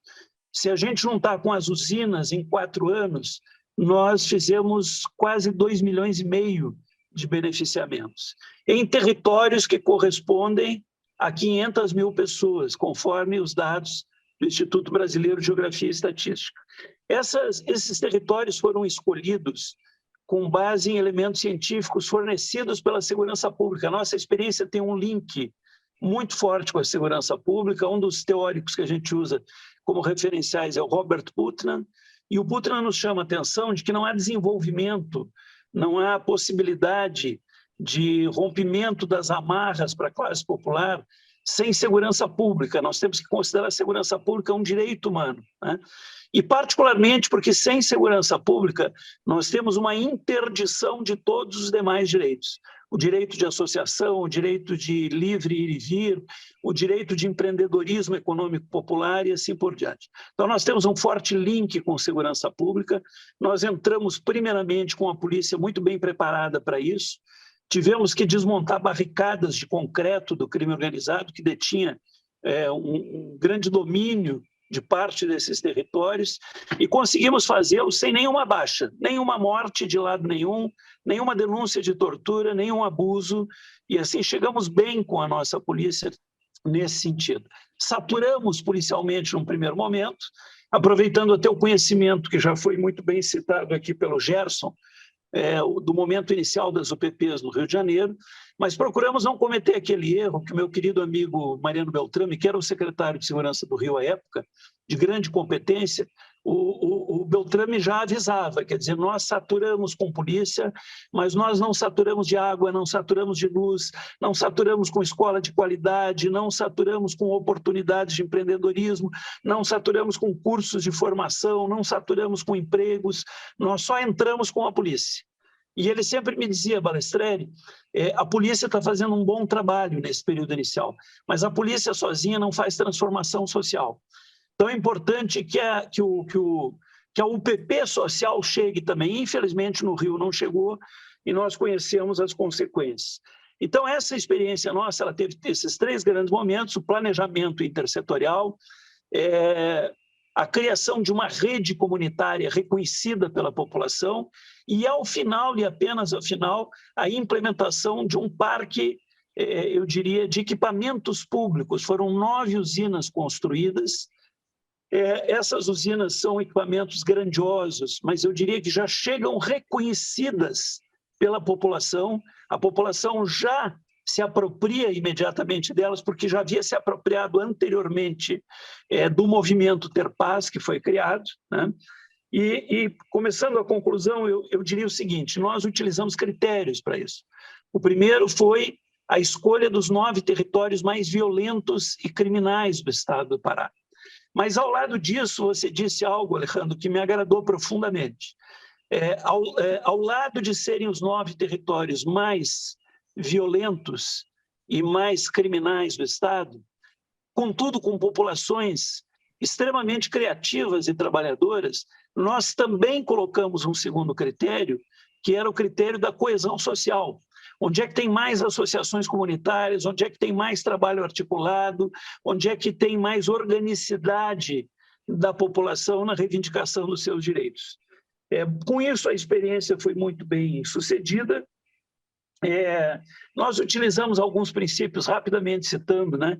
O princípio da territorialidade, utilizamos o princípio, e na territorialidade nós entendemos o seguinte: como o Estado ele tem uma vocação megalômana para a escala, ele sempre começa fazendo todas as coisas, ele tenta começar fazendo todas as coisas em todos os lugares.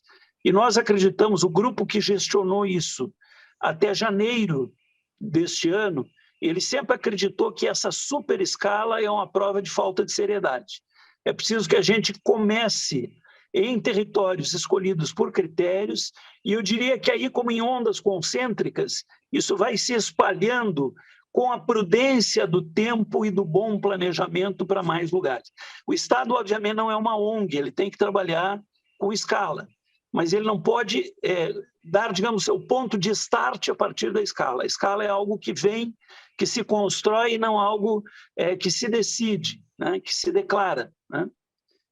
Então, nesse sentido, nós trabalhamos com territorialidade crescente, com intersetorialidade, conseguimos colocar 36 secretarias e órgãos a serviço desse programa, o que foi muito difícil, porque vocês também já citaram a cultura da administração, a cultura de feudos.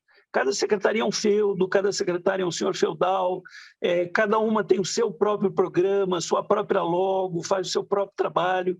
Então, isso foi um grande movimento de superação deste fechamento, desses muros invisíveis que separam as secretarias e os órgãos da administração pública, né? Trabalhamos também com o princípio da transversalidade pedagógica. O objetivo não é apenas ocupar, por exemplo, os jovens com jogos. O objetivo é que, através dos jogos, apenas para ilustrar, eles aprendam valores, solidariedade, convivência, de construção coletiva e assim por diante.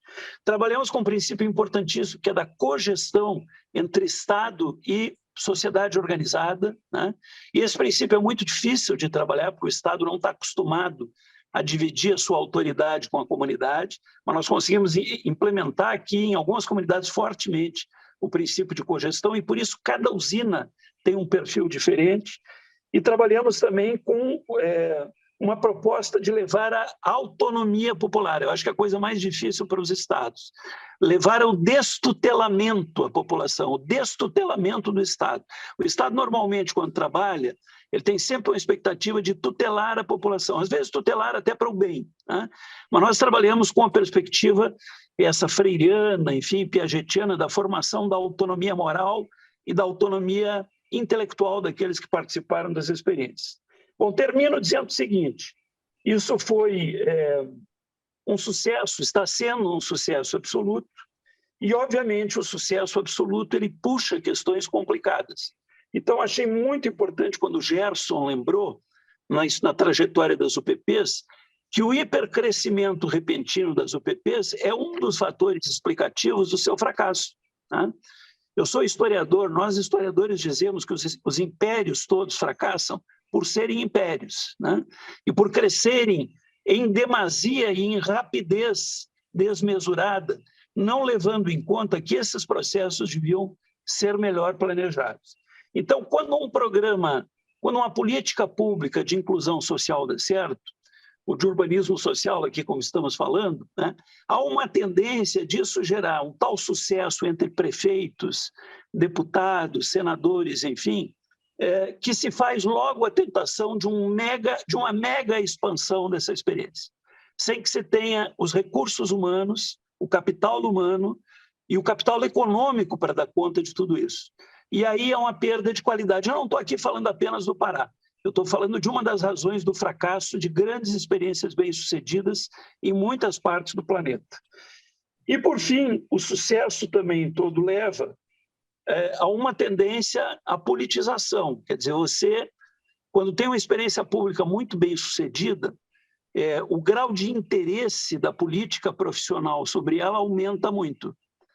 E aí você abandona, muitas vezes, os patamares mais técnicos e passa a trabalhar com patamares muito mais políticos, muito mais do interesse político do que do interesse técnico real de fazer um bom e qualificado trabalho para a população.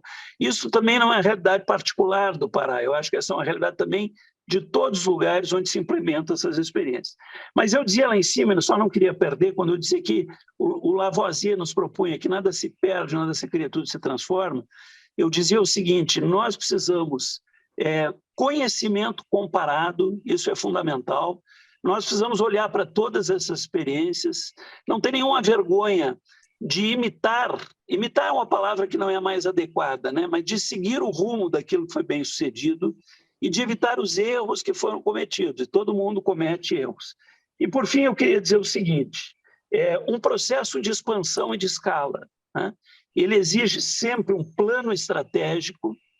Não é possível que você não tenha um plano estratégico cronométrico de expansão e de escala. isso põe a perder, muitas vezes, experiências importantes. E o grande desafio, e aí eu concluo, o grande desafio que eu acredito que nós todos temos no Brasil, na América Latina particularmente, é o desafio da continuidade, de que essas experiências sejam mais do que experiências de governo, experiências do Estado. E eu ousaria dizer que nós não soubemos ainda responder plenamente essa pergunta. E aí, Alejandro, eu me refiro ao início da sua fala, quando você diz que mesmo em Medellín, que tem já tantos anos de consolidação, na última gestão nós tivemos defecções, algumas defecções do ponto de vista da consolidação. Bom, eu sempre acreditei que uma das poucas defesas que nós temos contra isso é a assunção pela população da obra realizada, ou seja, que a população considere aquilo como seu e cobre a continuidade, pressione o poder público, exija do poder público essa continuidade. Mas eu ainda não vi nas experiências, pelo menos brasileiras, podíamos citar aqui os Brizolões, podíamos citar os UPPs, podemos citar, enfim, uma série de outras experiências que foram bem-sucedidas no Brasil, nós não vimos chegar a esse estágio de uma população organizada, ativa, de uma população exigente, que não permite não apenas a descontinuidade, que é um dos fenômenos, mas a desqualificação da experiência. Então, a minha pergunta para ti, Alejandro, é essa. Em que nível, depois de tantos anos em Medellín, nós temos já uma população protagonista que exija a continuidade da experiência e uma continuidade qualificada? Muito obrigado pela oportunidade. Obrigado, Ricardo. E deixa eu te pedir desculpas assim, pessoais e públicas, porque o Ricardo Tomasini me apresentou com o nome, eu não associei o nome à pessoa. O Ricardo é meu conterrâneo e eu não o vi há muitos anos, mas a verve é igual. E ele, da juventude católica para hoje, não perdeu nada, só melhorou. É verdade. As comunidades eclesiais de base. É isso. Eu lembro de você dessa época. Mas, enfim, gente, eu acho que... Vou passar a palavra para o Alexandre fazer o nosso fechamento, gente. Mas eu acho assim, para quem é aqui do Derrubando Muros, e quem não é também pode participar, eu acho que a gente tem aqui a gente ficou muito identificado que o fio condutor aqui quais são as tecnologias sociais apropriadas para a gente encarar esse brutal problema multifacetado que nós temos nas cidades, e que só ganha complexidade, ela não fica mais simples em nenhum momento. E depois, como é que a gente trabalha nisso de maneira permanente? Então, eu acho que para nós, do Derrubando Muros, nós precisaríamos pensar imediatamente, Tomás, em ter uma frente, uma missão permanente nesse sentido, porque acho que aqui a gente aqueceu as baterias, os motores, né?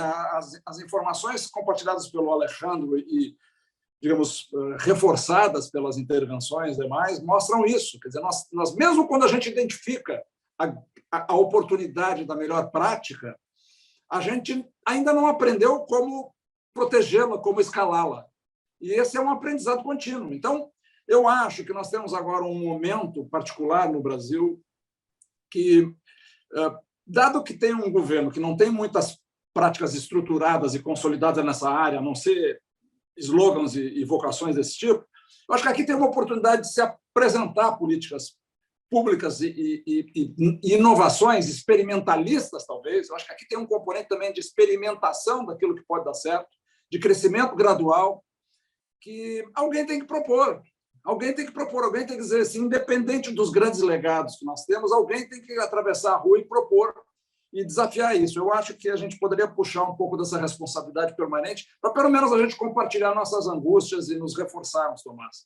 Queria que tu fosse um pouco... Estou te escolhendo aqui, não quero te transferir essa responsabilidade, mas acho que você, Davi, o Anthony e tal, a gente podia bater um papo sobre isso, porque eu acho que seria uma frustração adicional se a gente não levasse adiante o que a gente conversou aqui a respeito. Olha a conexão que teve entre a fala do Ricardo Balestrini e a fala do Alejandro.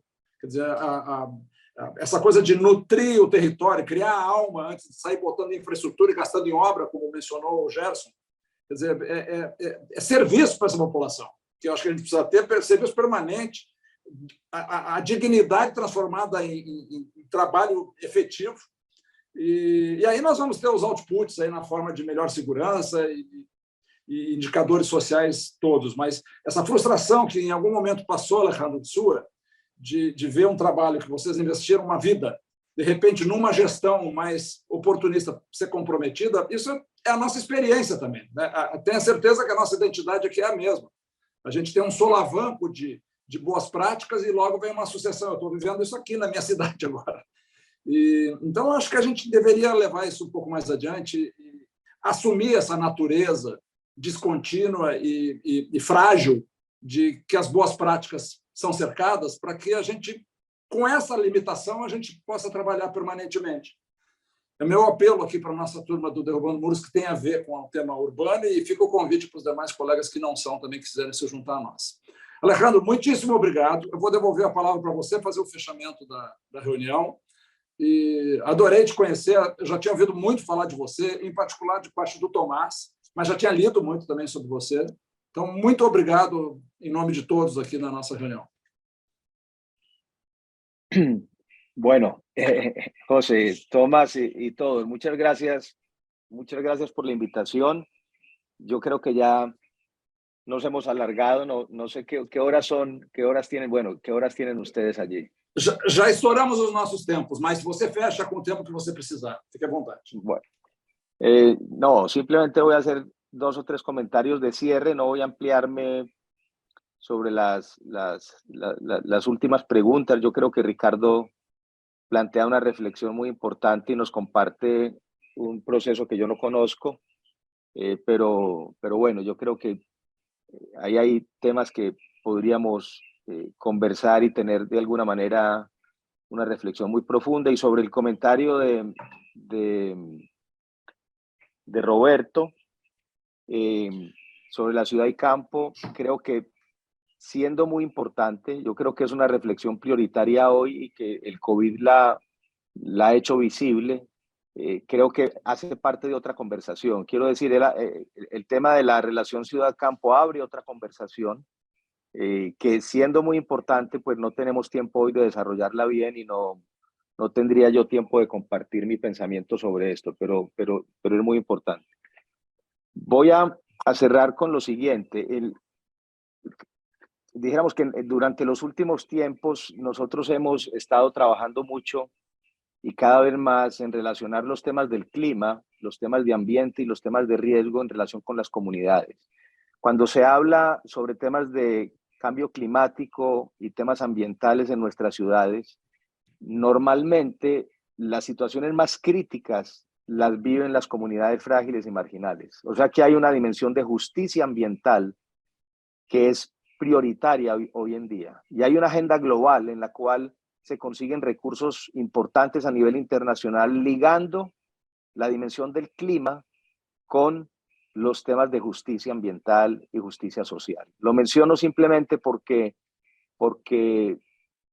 es una agenda hoy sobre la que se habla mucho, pero nosotros en nuestras ciudades tenemos la responsabilidad de bajarla al territorio más prioritario y donde conecta con la historia de las personas que tenemos que trabajar.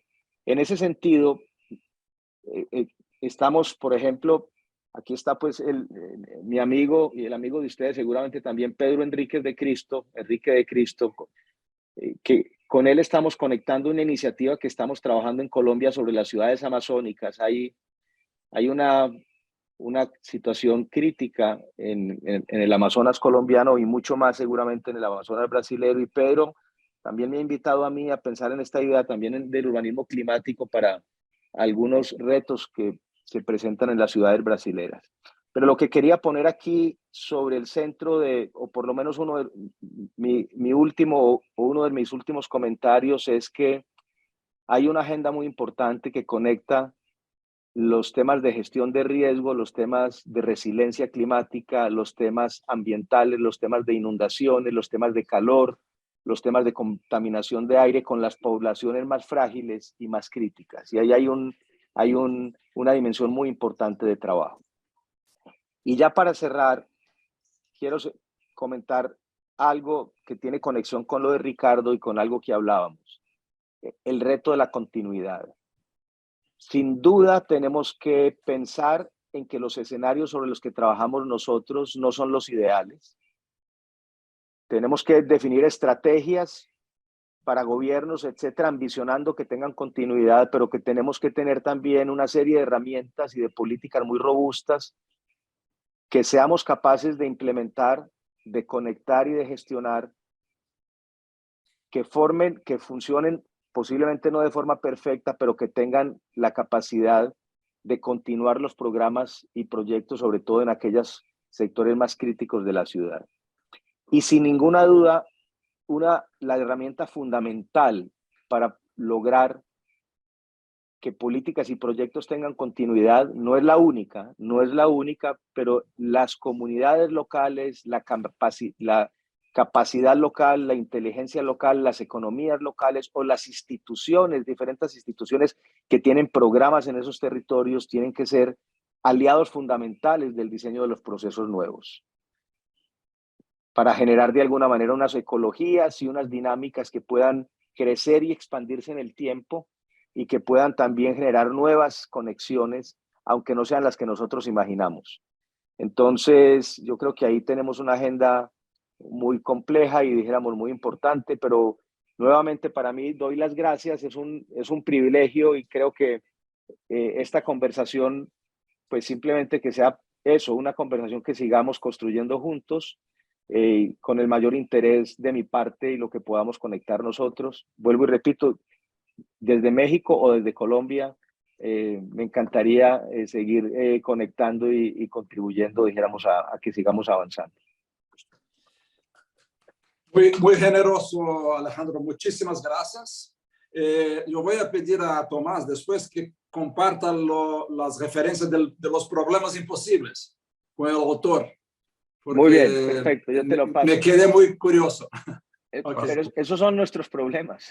Sí. Sí, muy bien. Okay. Muy bien, buenas noches. Obrigado. Un abrazo. Hasta luego. Chao, gracias. Obrigado a todos.